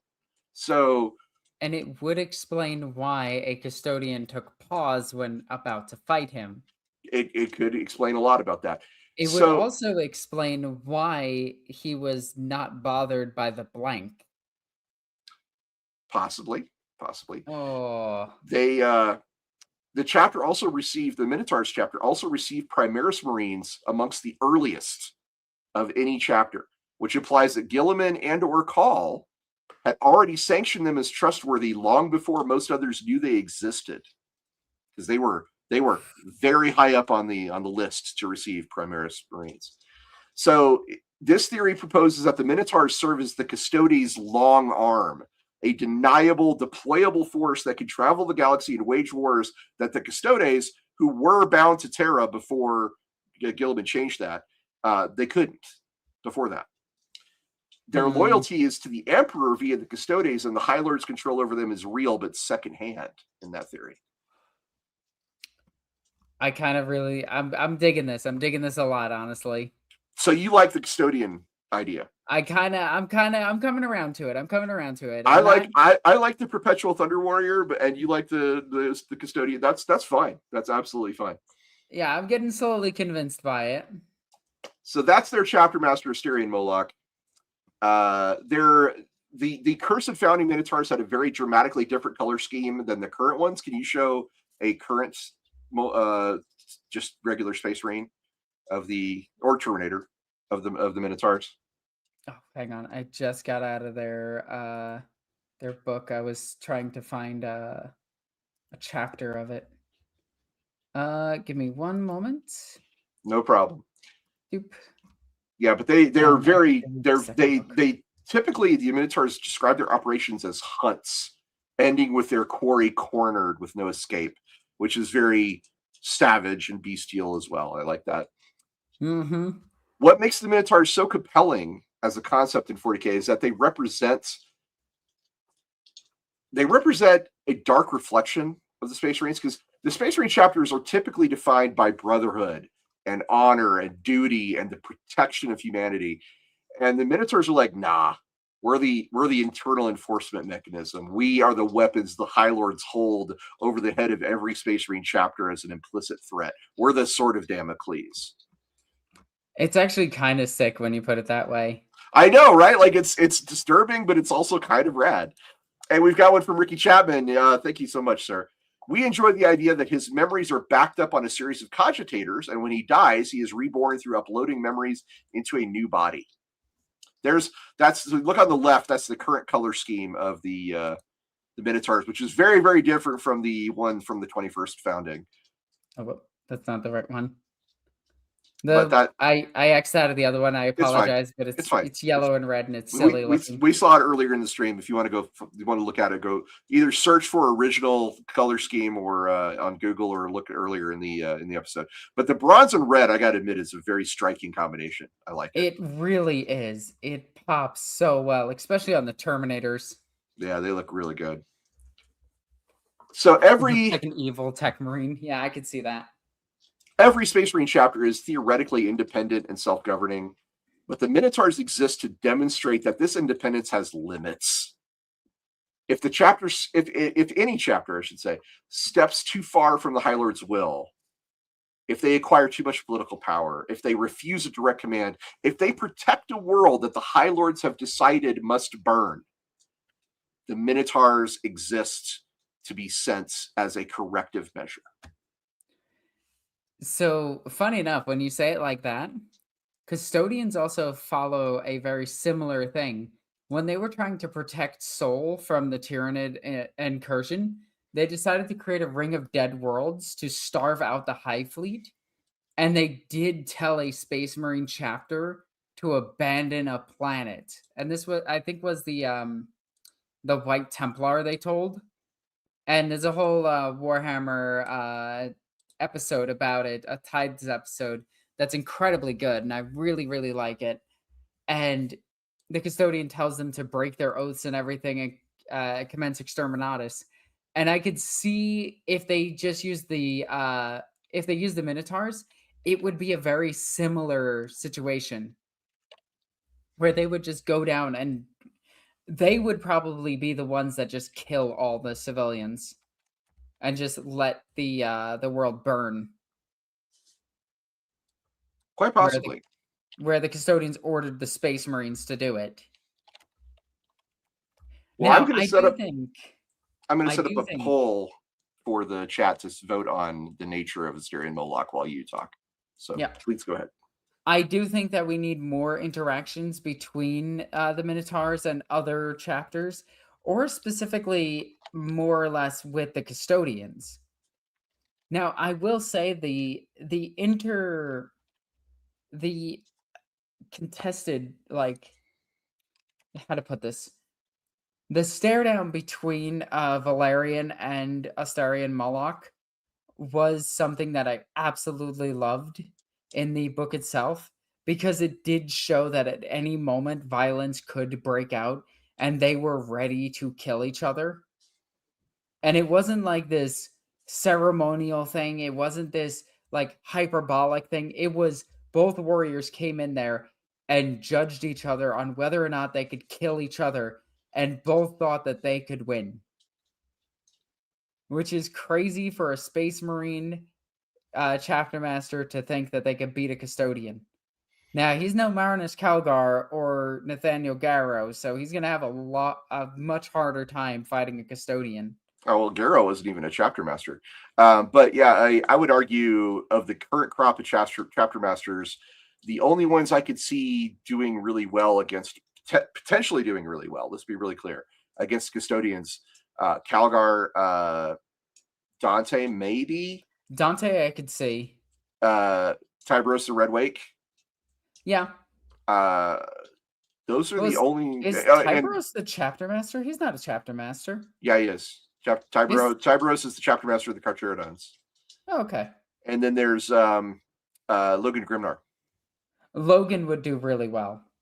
Those I are the don't ones I think could think of. Logan. I think Logan would actually pose a threat, but I don't think Logan would kill the custodian.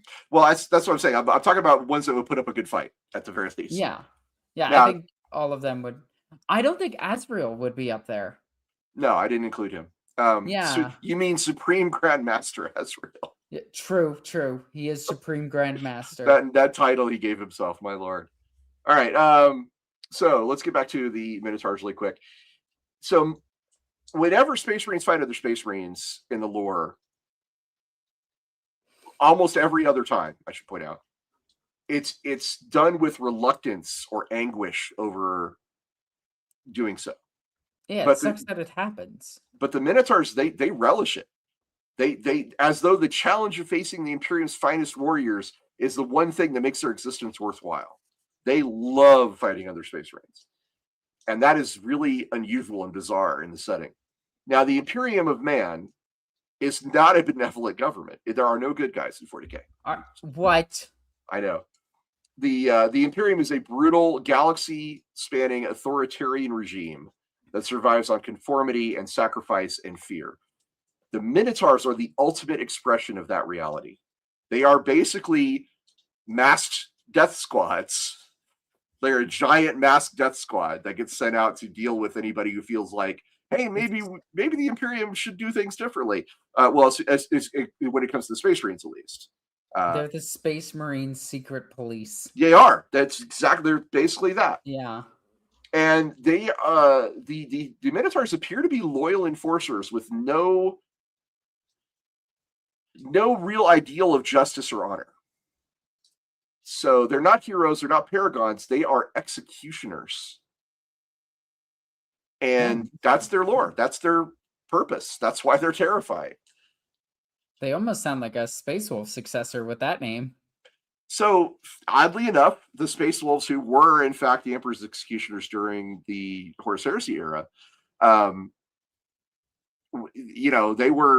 they were scary and dangerous and deadly and all those other things, but they did care about loyalty and they did care about honor and they did care about protecting civilians and they did care about, the institution of the Imperium as well as the Emperor himself.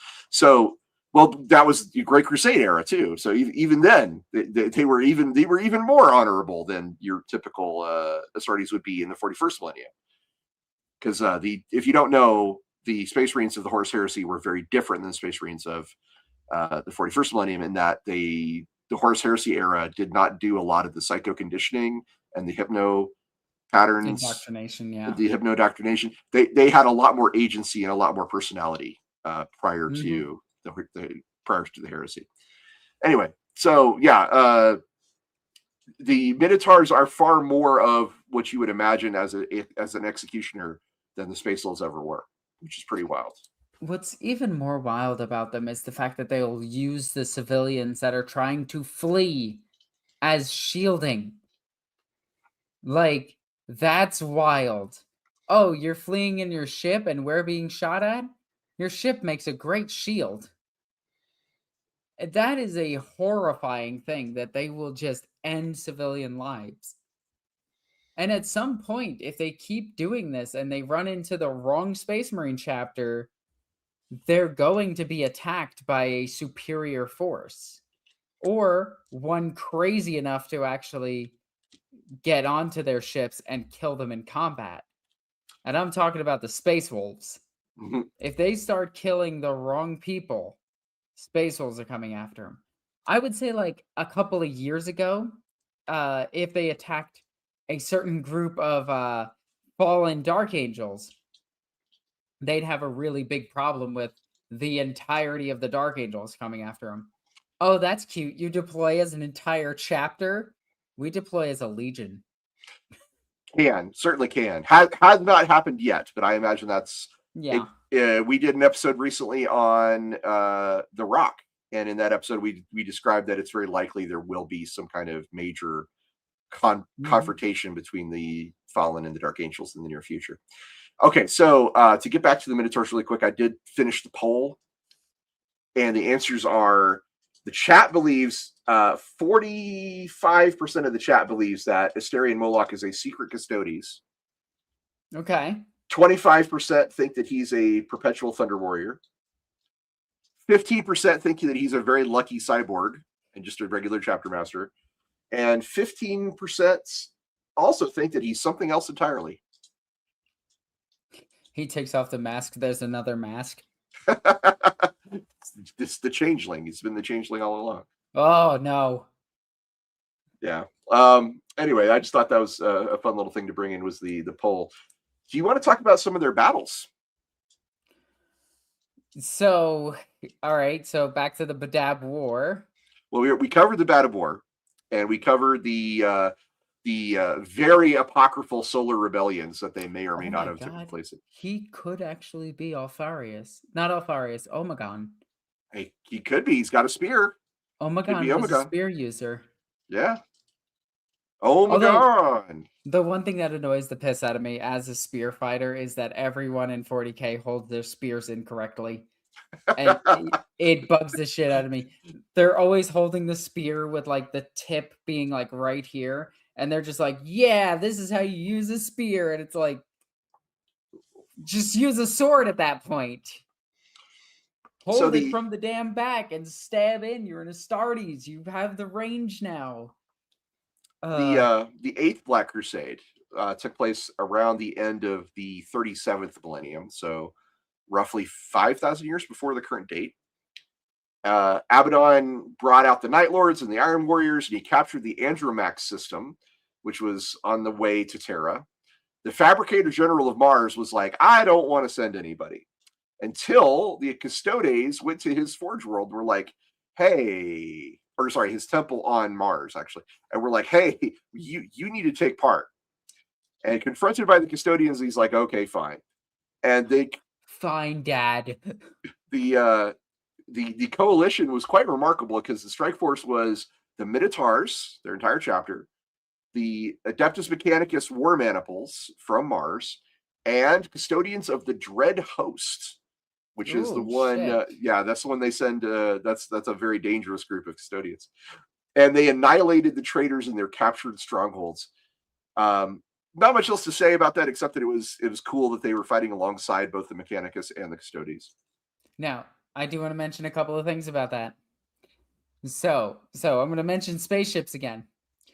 In when Guilliman came back, one of the big edicts that he made was that if you capture chaos vessels, there used to be this whole purification ritual and this whole thing about like purifying the ship and trying to get it back into service for the Imperium. Guilliman actually completely stopped that and was like, no, destroy their vessels. And the Mechanicum was just like, but those are priceless artifacts and we can't replace them. Those are ancient vessels, like even older than ours. And he's like, nope, we can't take the risk anymore. Too much shit getting through, and it needs to all die. It's almost as if he read the rule book where they talk about that in the Gothic War.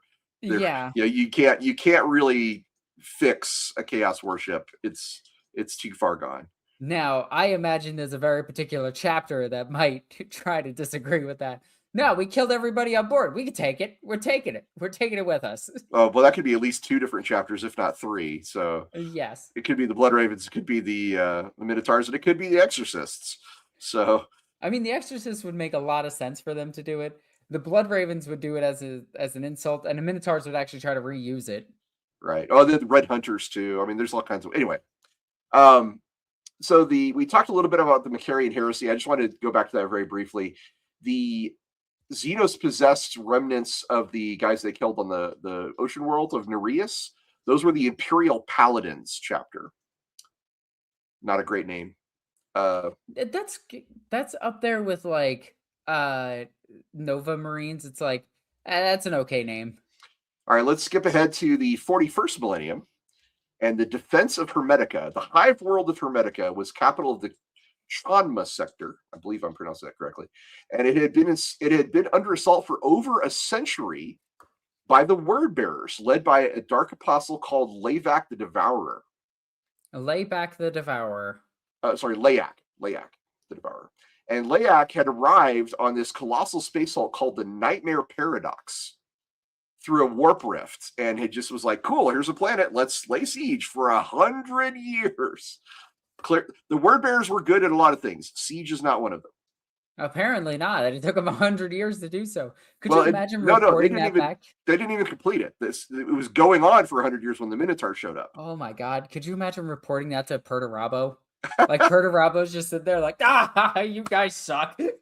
I mean, so the first people to respond to the siege were the Minotaurs, and their campaign was swift, devastating, and, as Alexis loves to talk about, callously indifferent to civilian casualties.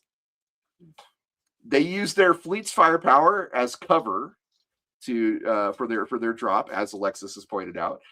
This severed the invaders' orbital supply line. Then they counter-assaulted the main Chaos foothold at Hive Casaubon, centered on the Basilica of St. Lessor the Anchorite, which is a great name. That is a great name. They then led attack columns of heavy armor, advancing through the cathedral plazas with heavy bombardment, and they killed tons of civilians alongside the enemy. They did not differentiate. If they were like, hey, if you're a civilian standing in front of a Chaos Space Marine, we're going to kill you anyway because we got to kill that Chaos Space Marine. Go ahead. I want to talk about all the stupid shit that they did during that. One, they attacked the Space Spire because that's where most orbital ship firings are happening. You don't attack those things. That's how you get your people down to the planet. So they immediately destroyed a super ancient piece of technology, then used surface bombardment to cover them getting to the surface and then advancing through their own bombardment. There's a whole reference. Leandros would be fuming at this. There would be foam coming out of his mouth, being like, heresy! The Codex Astartes does not support this. Because it flat out doesn't.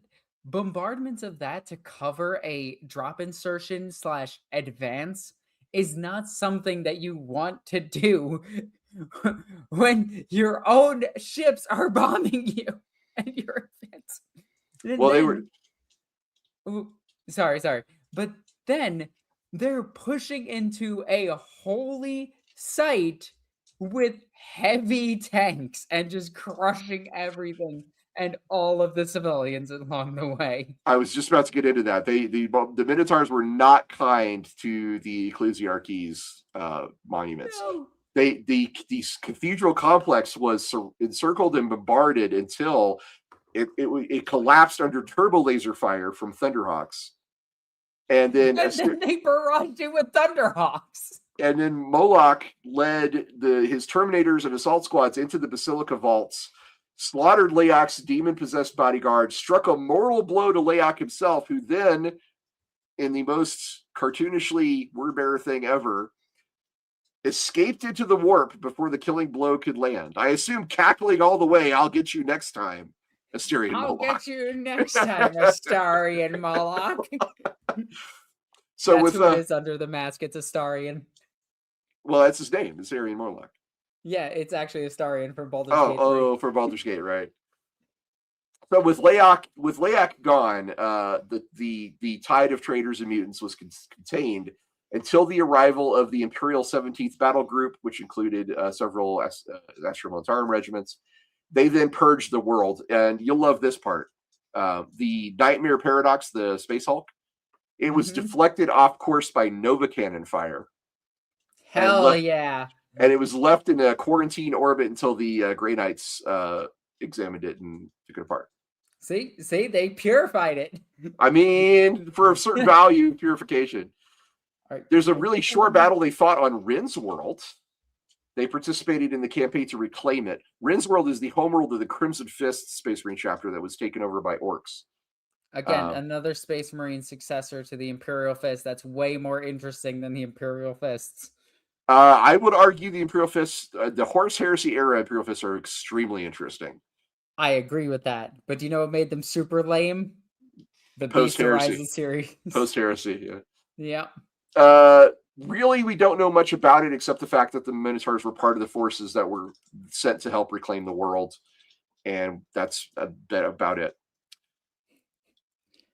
You may criticize them, Alexis, as Necro player, but I have an amazing question. Did the Minotaurs win? Look. They won. Yeah, I got nothing. They won. They won very quickly too. They probably won that war in under a year. It is rather impressive how bad the word bearers are at war. And one of my favorite examples of this comes from Shroud of Night. And in that book, it stated that the grand plan of the word bearers was to create a world, a shrine world for the Sisters of Battle, to build them all up and then get them to fall to chaos. And that was their big evil plan. They were like, aha, this is going to work. And then the sisters were like, why would we fall to chaos? That's dumb. Here's Celestine. So now we get one of their most interesting battles, the harrowing of the Night Reapers. This is awesome. Love this. The Night Reapers were a chapter that was condemned to a penitent crusade after their disgrace during the Defiance of Salvation Gamma, which was part of the Constantius iconoclasm. And there's so many names I'm throwing at you. Trust me, none of these things are really that important. This is just name soup. It's name soup. The thing you need to know is that they were faced with an overwhelming chaos counterattack. They abandoned the shrine world as indefensible and turned their own weapons on the cities to give the pilgrims sheltering there a merciful end. They're like, we can't defend this world, so we're just going to kill everyone. And the ecclesiarchy was not pleased by this in the slightest. So the chapter was stripped of their homeworld and their fortress monastery. Their punishment turned to corruption. Within a decade of their censure, imperial contact with the Night Reapers ceased entirely. And they were declared excommunicate traitores after forensic evidence confirmed their direct responsibility for destroying a rogue trader fleet from a certain Baron Strauss Ewan. Or UN, I guess. The Avenging Sons were the first Space Marine chapter sent after them. They were ambushed and humiliated at a place called Svarga Wells. They lost 2 strike cruisers to the Night Reapers' unknown warp flame cannons, later identified as adapted Helgramite Xenos technology that could bypass void shields. Oh, that's terrifying. I mean, it sounds awesome, though, too, like at the same time. Yeah, it does. So with the Avenging Sons were shamed, the High Lords were like, okay, we're sending the Red Templars to find them, and we're sending the Minotaurs to strike the killing blow. The campaign lasted 3 more years across a dozen star systems and scores of ship-to-ship engagements. The Night Reapers fought with savage tenacity at every turn, but then came the final confrontation. It was centered on the Perrin Cross, which is a vast pre-human derelict so ancient that it developed its own thin atmosphere. Yeah. Okay. That's wild. And the Night Reapers were tunneling deep into the artificial core, seeking a weapon capable of eliminating the Imperial forces. At the height of this conflict, Brother Captain Dericus of the Grey Knights arrived aboard the strike cruiser Equinox Blade, and it ordered all the Imperial forces to stand down, with one exception. Moloc. He said the Minotaurs were specifically permitted to continue. Shortly afterward, the Perrin Cross was destroyed in a series of gigaton-level explosions. What killing the hell the entire did they give them? It killed the entire Grey Knight force, including Danicus, an undefined number of Minotaurs, and presumably the remaining Night Reapers. Moloc was seen commanding his forces mere months later, and the Grey Knights have never commented on it. I'm gonna bring this comment right back up.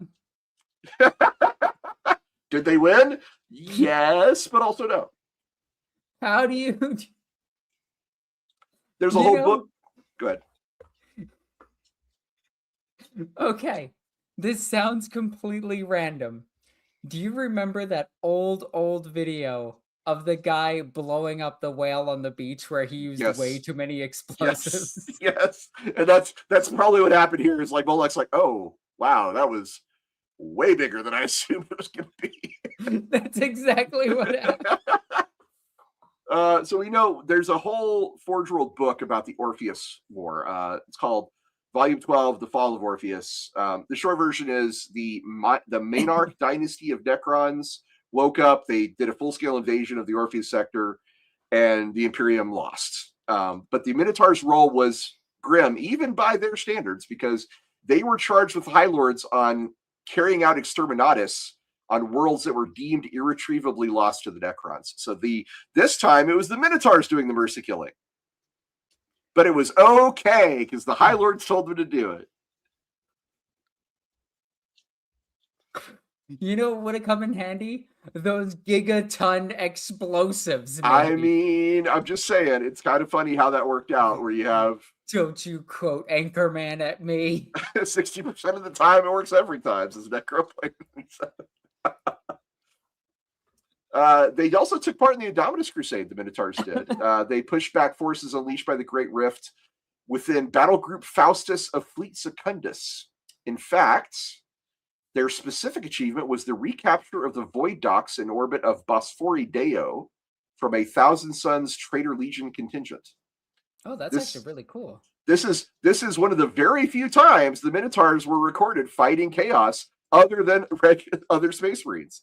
This and the that must have felt so weird to them. They're probably just like running around going, "Pretend they're Grey Knights." This and the defense of Hermetica were the two times that they were recorded fighting chaos. The Battle of Rindsworld is one of the few times they were recorded fighting orcs. And then the Night Reapers was kind of both. both chaos and loyalists a little. It was them maybe, fighting the space station and blowing up everybody. According to the only source for this are the Minotaurs themselves. So take this with a giant grain of salt. But the Minotaurs claim that they were attacked by the Death Guard, and they drove them off only to discover too late that their gene seed stock was tainted with corruption. And so they had to reach Terra before they ran out of gene seed. And of course, this was an amazing coincidence because it was also when a group called the Hexarchy was attempting to overthrow the Imperium. And this Hexarchy was, of course, a group of High Lords who were unhappy with Guilliman's return. So take that with a big grain of salt, whether or not that actually happened as far as the Nurgle attack. It was certainly a very good reason for them to get back to Terra, though, and get that Primaris stuff right away. Oh, dang it. It's just so convenient. We picked up the phone and we were told to come back here to get protect you guys. So the Hexarchy Rebellion. This was the one covered in the novel that we talked about. In this novel, a cabal of current and former High Lords, led by the former High Master of the Administratum and the deposed Ecclesiarch, alongside the High Lords of the Lord Commander Militants of the Astra Militarum, the Lord High Admiral of the Imperial Navy, and the Grand Provost Marshal of the Adeptus Arbites, all got together with the Administratum and the Ecclesiarchy. And they were like, you know what? We're going to get the Grand Master of Assassins on our side. Yeah, that'll work. And they attempted a coup against Guilliman's reforms while the Primarch was away commanding the Indominus Crusade.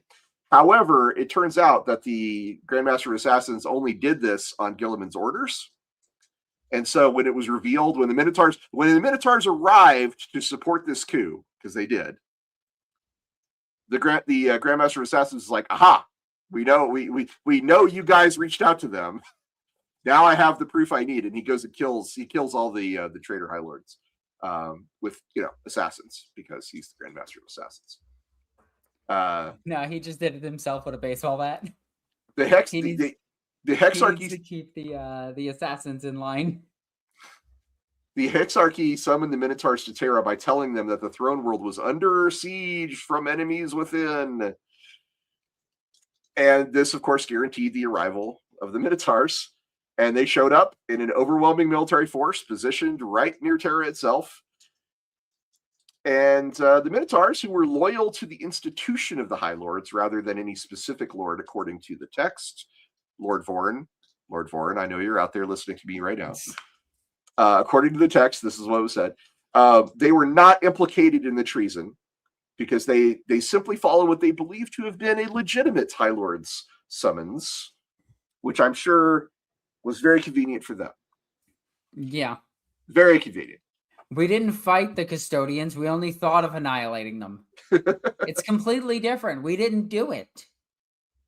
Completely. All right. So that is the majority of the battles that they have fought.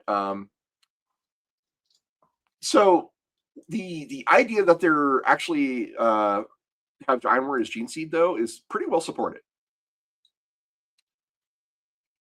First of all, isn't it flat out stated in their older lore? No. The older lore says they were chimeric from the 21st founding. Oh, okay. But there is a guy called Edwin Brown, and he was a Forge World playtester. He claims to be the origin of the Minotaur chapter. And according to him, he says the current bronze armored Minotaurs were deliberately built from Iron Warrior stock, which again strongly suggests that they replaced the earlier version.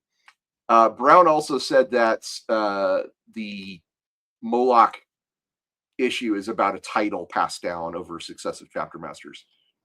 Not nearly as fun as some of the other theories. Well, I mean, that one makes the most sense. So, but according to Edwin Brown, the intended design is that they're made from Iron Warrior stock. And let's talk about that for a minute. The Iron Warriors, they were defined by siege warfare, methodical tactical discipline, paranoia, and contempt for all other forces. These are things that match up very, very well to the Minotaurs. They were not known for uncontrolled berserker rage. Which, I mean, if you go with nerd rage, then maybe. Right. So, I mean, the main counter argument here is that a Forge World playtester is not official canon, obviously. Yeah. And that the printed books have never confirmed or denied this explicitly. It just remains at most like strong intent. But I like the idea that they are.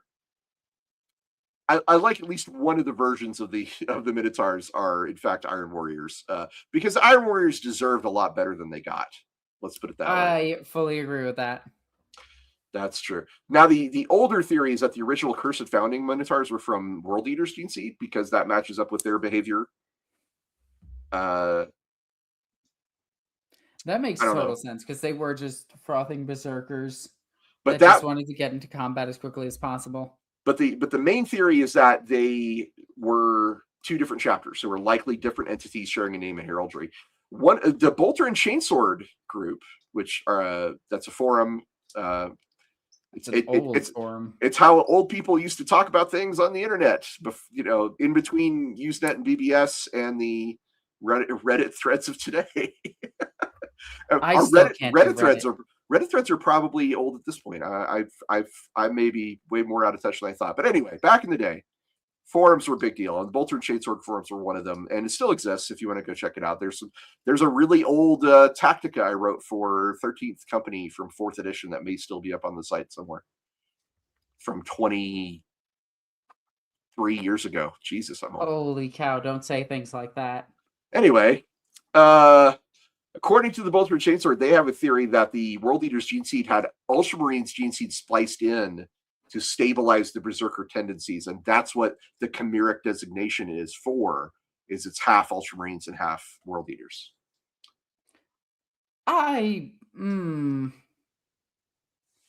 Because that's just Blood Angels at that point. Well, it would help explain why the Ultramarines are so angry about them. Fair, yeah. Because their Gene Seed was used without consent. I don't know. I find that to be interesting. We've talked about the Custodes and the Asterian Moloc as title. Oh, we've got a super chat from. Oh, sorry. Sardaukar. Hey, sorry. Oh, he's the guy who's got a Minotaur as his avatar. Great. Heck yeah. He says, I wonder if they even thought they could survive attacking the Custodes. Orders are to be followed, even if they all die for it, or not, I would win. I think the orders are to be followed part, personally. So I do think, okay, all right. This is a twofold question. Okay. I think flat out that okay, how to put this? There's one Sister of Silence on Terror at the moment. There's a bunch of custodians, at least a few thousand custodians. There's also the Palace Guards, the Arbites, and a whole bunch of other shit, and all the assassins on Terra. And the Minotaurs showed up with the intent to fight to the death. Okay? I don't think the idea of them winning crossed their mind. They just showed up and they're like, all right, we fight. And they would do a pretty decent job at it. They have a bunch of strike cruisers, they have all of that. But then the second they start shooting at Terra, they have to deal with the Phalanx. Not only the Phalanx, there's also the Arc Mechanicus that's circling Terra at the moment. There'd be a brief grace period where people would be like, hey, what are you doing? And trying to reach out and contact them before they open fire, but it would be very brief. Yeah. But did Asterian Moloch think that he could take Valerian? Valerian, sorry. I think so. I think he honestly thought, he sized him up, saw every possibility between each other, and they both were like, nah, I'd win. So both. So yeah, strictly one-on-one fight, yes, I think Asterian Moloch was just like, I could take it. Well, there's two more theories about the Minotaurs I'd like to cover. Okay. Neither of them is quite as interesting as the other ones, I think, but they're worth discussing. There is a theory that proposes that Moloch, Asterian Moloch, is in fact the missing 11th Primarch. I hate it. And the Minotaurs are the missing 11th Legion. Nope. And that because the Primarchs of the 2nd and the 11th were stricken from informal Imperial archives before the Horus Heresy even began. So it's possible a hidden Primarch surviving would explain his superhuman capabilities and also the chapter's extreme secrecy. So the only reason there are three major holes in this. One, Gilliman would know flat out that he's a Primarch. If you met him. Yes, he would remember him. Yeah, but Moloch is very carefully does not show himself to other Imperial groups. Remember, he sends his chaplain. Two, the Emperor flat out said, my last son, before Lion woke up. My last tool also. And three, that's really fucking lame. Wendigo 8004 pointed that out. He says, that's lame. Okay. Anytime I see somebody be like, oh, the missing Primarchs are this and this. Me and Ross both know that there are no missing Primarchs. Like, that is strictly there for people to create their own stories. Like, the missing Primarchs did exist. They are acknowledged in the lore. We know that they're male. That's it. That's all we know about them. Because that's all we should know about them. Because that's meant for fans to make their own missing Primarchs. Well, we will probably do an episode on the missing Primarchs and talk about all the possibilities that there could be. Yes. I think that's definitely likely for us to cover. Obviously, Sigmar and Nagash. Honestly, Sigmar, for the longest time, Sigmar was my pet theory, is that he was one of the missing Primarchs. And then they wrote those, Graham McNeil wrote the books about Primarchs, about Sigmar's birth on the old world and what happened. And I was like, okay, never mind. It's clearly not a Primarch. But before then, I was more or less convinced. Anyway. But obviously, the two missing Primarchs are Sigmar and Nagash. Here's a slightly less lame theory. The current Minotaurs were never a spontaneous founding. In this theory, they were specifically engineered from the beginning as the High Lord's personal enforcement tool against other Space Marines. It doesn't require Traitor Gene Seed or Custodes involvement or Thunder Warriors. It just simply argues that the High Lords used the 21st founding as cover to create a chapter bound by loyalty to themselves rather than to Imperial ideals. And then they just quietly replaced the original Cursed Founding Minotaurs when they vanished. I mean, that's more or less kind of what happened to him. Like, that seems very standard. Because the two Minotaur chapters are vastly different. Yes.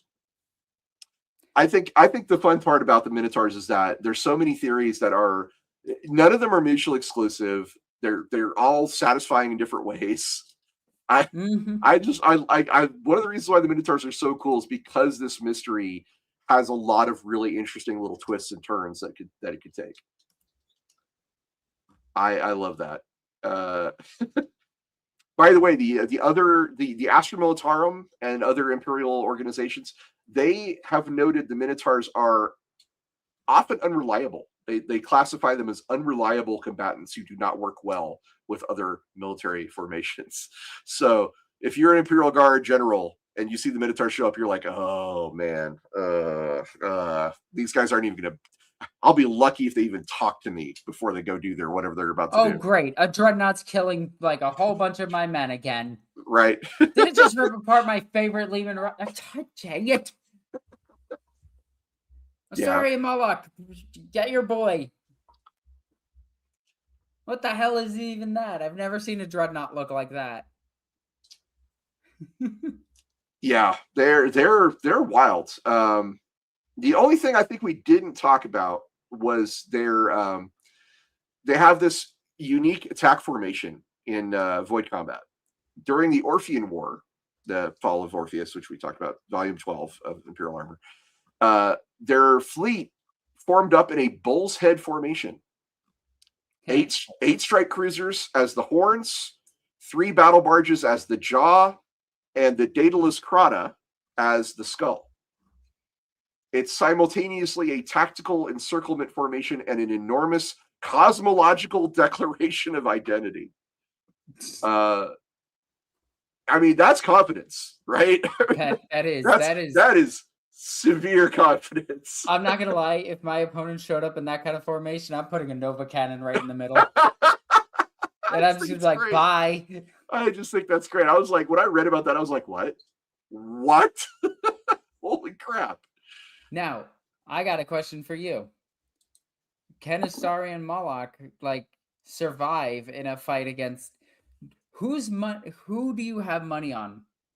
Valerian or Moloc in that one fight?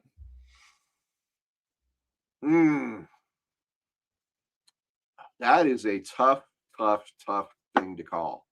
Now, I'm going to say it's strictly the one-on-one. The sister stands aside. I mean,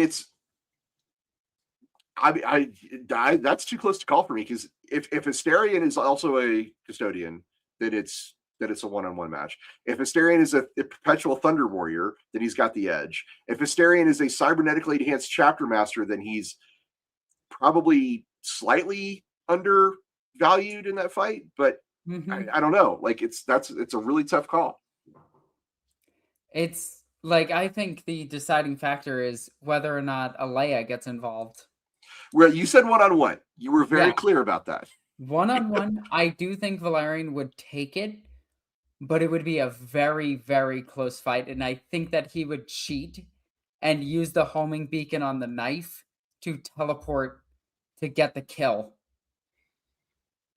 So the way I see the fight going is they're spear versus spear fighting, okay? Actually, you'd be holding your spear like this, because you don't want to hold it like this, because then it gets smacked out of your hand. But you're fighting with the spears and everything. It's a two-handed spear with a bolt gun attached to it versus a one-handed spear with a las cannon and a shield. Assuming that Moloc is not a custodian, he would be slightly slower than the custodian. And even if he's cybernetic, he's going to be moving slightly slower than the custodian.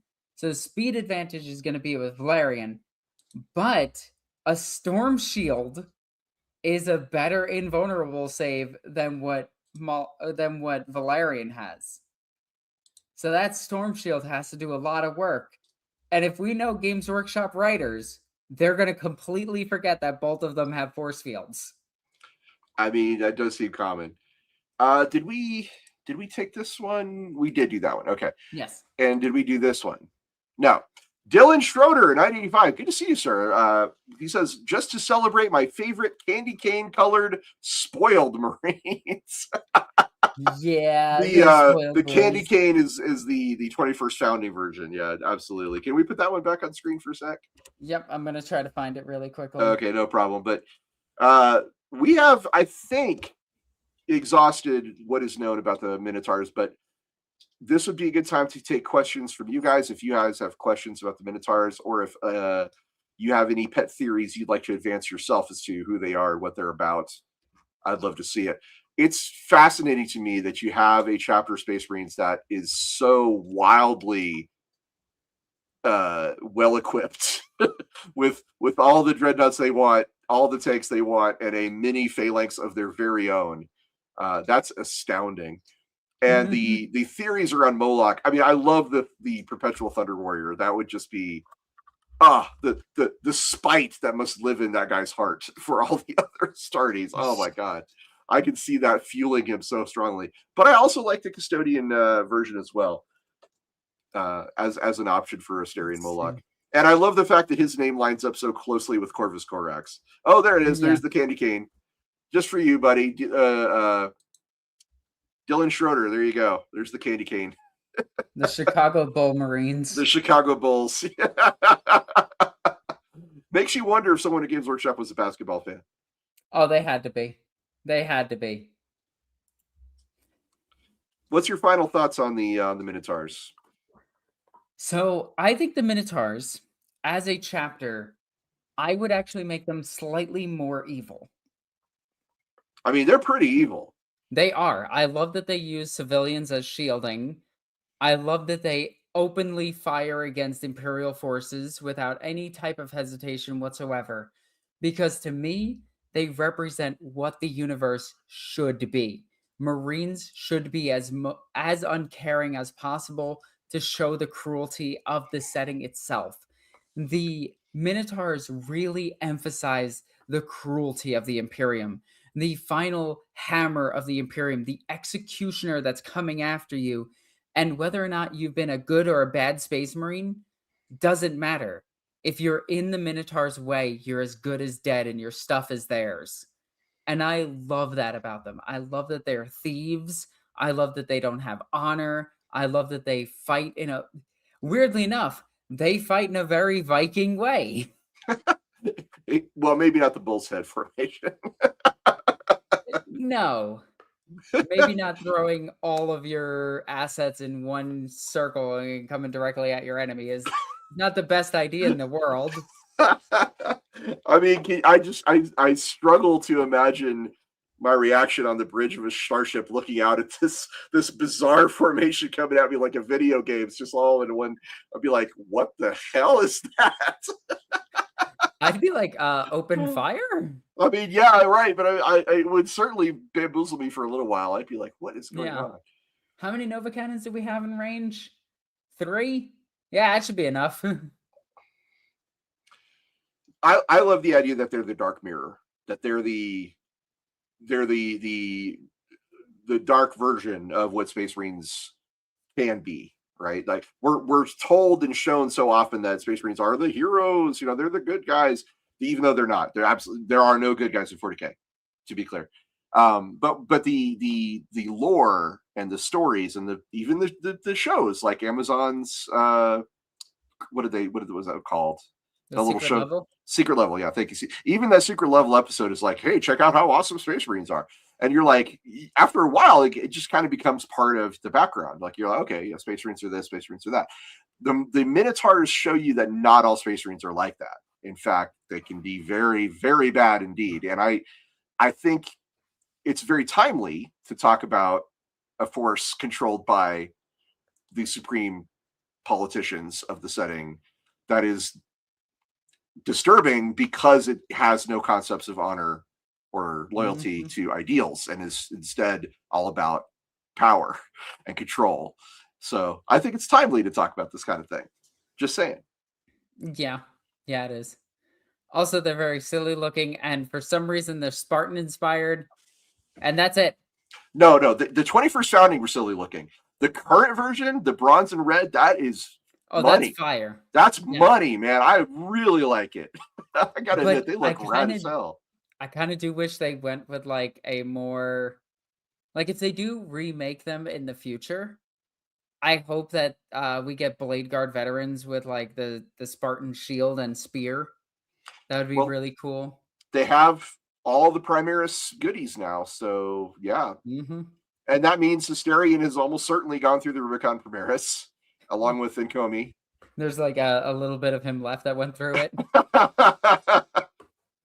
We upgraded your robot body to be taller. If he was not a cyborg, but in fact a Custodes, he probably didn't go. And if he was a Thunder Warrior, he probably didn't go. But if he was in any way a Space Marine, including a cybernetically enhanced Space Marine, he probably did go. So there's that. It would be interesting to see them released as a full, with rules, I guess I would say, as a chapter that you could play in the current edition of 40K. They get preferred enemy Space Marines. Yeah, they absolutely would. Mr. Mike the Grail says the current version looks sick. Wish they made him more Spartan. Yeah, agreed. Lean harder, go harder into the Leonidas and the Spartans. That would be great. I want more capes, more big silly looking capes that Spartans didn't actually wear. They looked really cool in that movie 300. Yeah, the red capes looked amazing. What's funny is for my Viking kit, I actually have a green cape that is used to keep me warm, and that's it. The second we start fighting, I pull the thing and I throw it off to the side because I need to move. Rush 21129 asks, is Valerian the Custodian General now? I think he is a general, but he's not like a titled person. No, the Captain General. He just has the laurels of victory. The Captain He's like General, a champion. The Captain General you're thinking of is Trajan Valoris, which is similar to Valerian. Valerian Valoris, I can understand it, but Trajan Valoris is the current Captain General. I'm pretty sure. He's not a blade champion, but he's up there because he has the laurels of victory. Like, custodians respect him more. Yeah, the laurels are an award you get when you do something really awesome, and you definitely get respect for having them. Yeah, Trajan Valoris is, in fact, he's the 17th Captain General, and he's also crazy. He's also the current High Lord of Terra, the current representative of the Custodes on the High Lords of Terra. Is he a shield captain? Trajan? No. Oh, Valerian? Valerian. I forget if he is. I don't know. So Valerian, no. So Valerian is a character that only shows up in the novels, and that means he's got a tabletop model as well.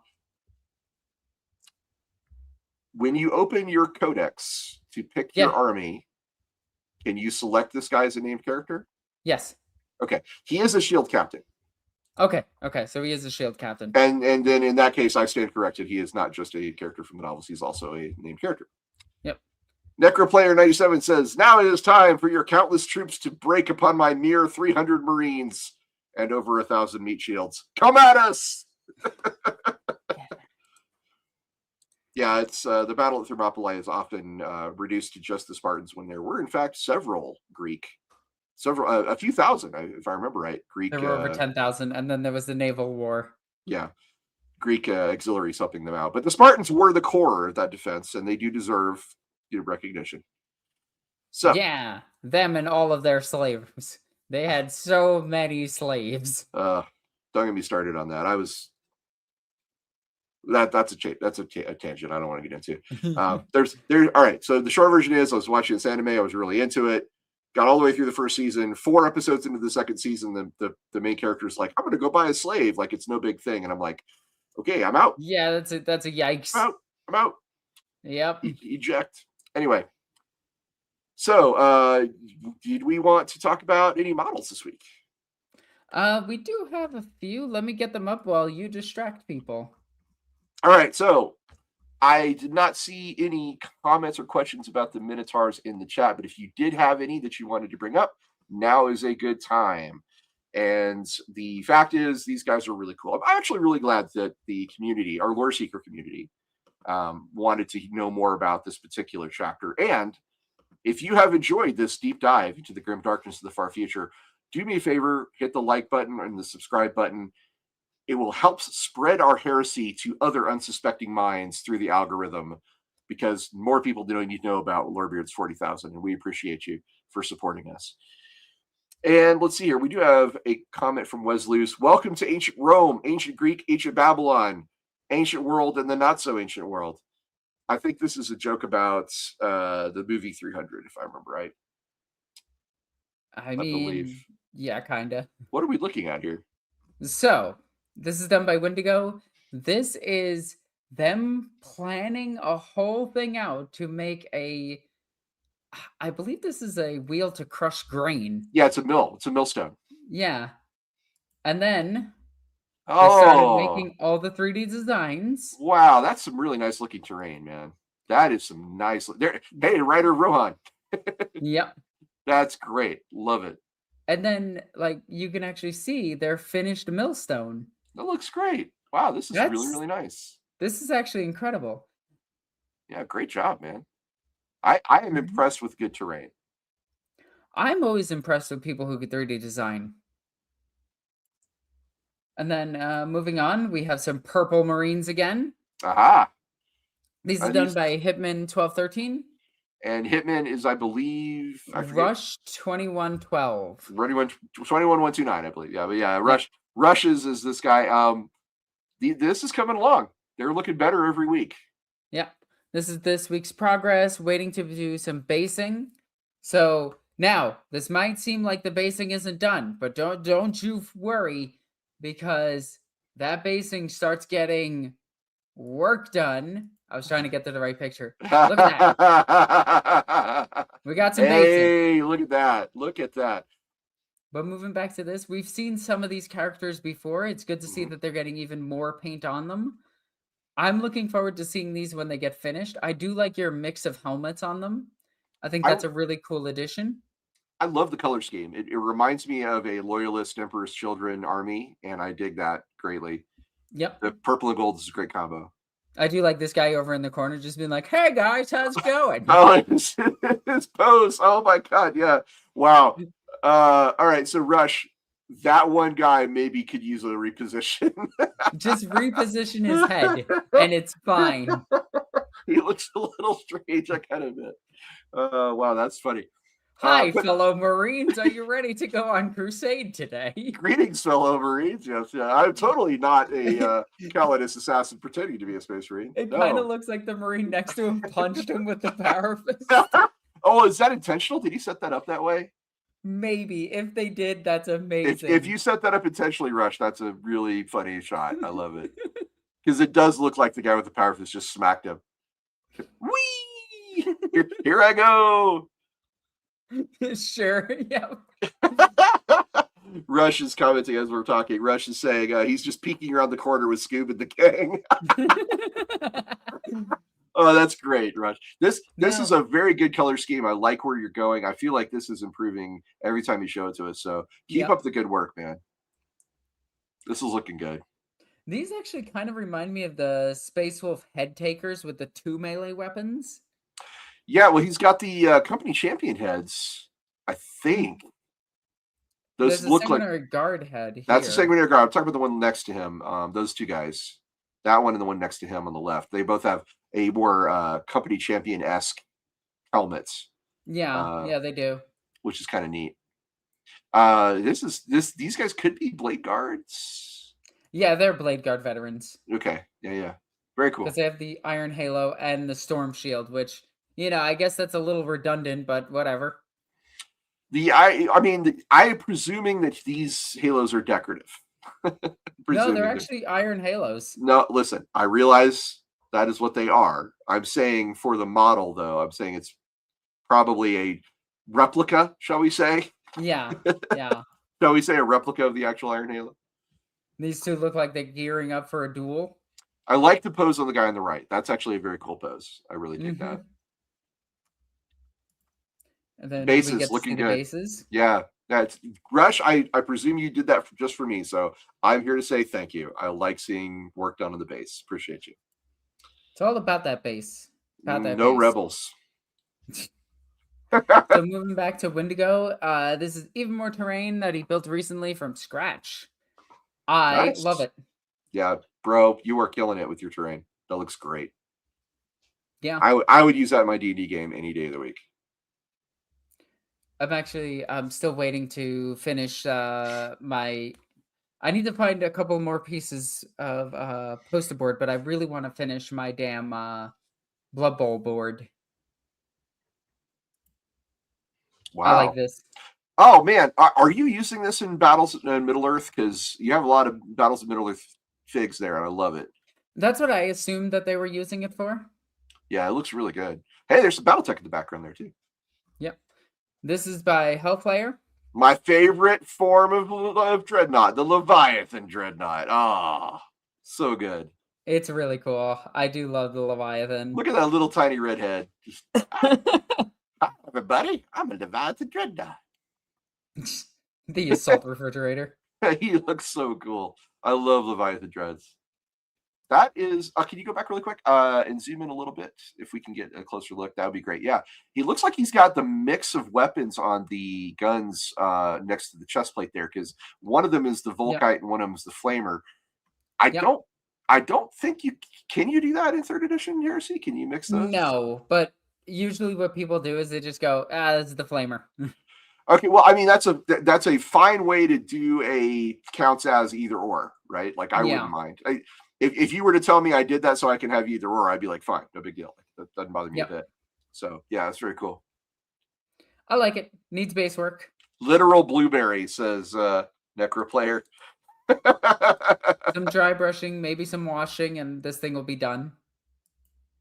A cockatrice. Wow. Oh my god. Heck Look at the yeah. colors. I do love the vibrant colors. That's a very vibrant cockatrice. I would add just a cup, maybe a brown wash to it to really like sell the scales into fur into things. I do really want this model. This is a model that I do not have in my collection. I'm going to assume that's a work in progress. No, I'm assuming so too. Yeah. But the vibrant colors are really cool. I think Alexis is on point when she says you need to blend them a little bit better. But yeah, it's looking good. Oh, I spy Kill Team stuff in the background. Oh, you sure do. Well, look at that thumb. Look at that thumb. That looks like Diglett. My God, Becky. Look at his thumb. So unfortunately, that is it for today, this week's. I'm assuming we'll see more in the future. Sure. And I am looking forward to seeing all of the miniatures as we go into the future of this channel. Alexis, if I want to show off my miniatures on Lorebeards 40,000, how do I do that? Well, you go to our super awesome Discord.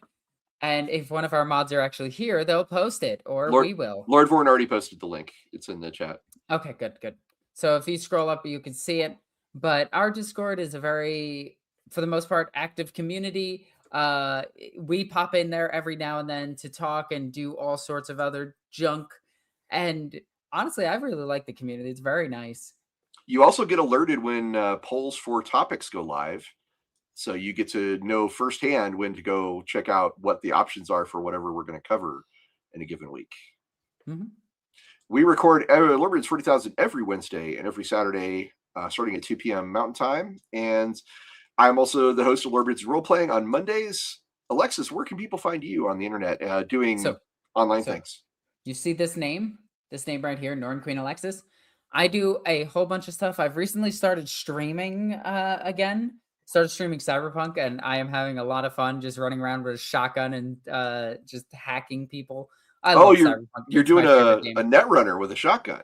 Yeah. Well, I picked up a shotgun that's actually like ridiculously powerful, and I hate how powerful it is because there's no reason to use any other weapon because it's Is it a legendary or no? It just randomly has 19 shots. So Wow. it's way more powerful than even like the legendary shotgun. Huh. There is one you Um, can pick up, by the way, that's Rebecca's old shotgun. yeah, I'm gonna go pick it up on stream. I know exactly where it is. Cool, And then cool. I'm probably gonna use it to pick up the other legendary shotgun that's in Liberty. Mm. But yeah, I do a bunch of streaming. I do my own channel. I have my own videos and junk. If you want to learn about Imperial vehicles, I talk way in depth into them. But yeah, so that is where we have it. We have a few more minutes. If you guys want to ask any more random questions about Space Marines, about the Minotaurs, about spaceships, especially Ross loves his spaceships. We If you both want love to ask, spaceships. yeah, we do. If you want to annoy one of us, you could mention attack moons. The other one, you could mention HUD. God. Yeah, if you want to know more about where to find me, I'm also streaming online. Twitch.tv/the Ross Watson.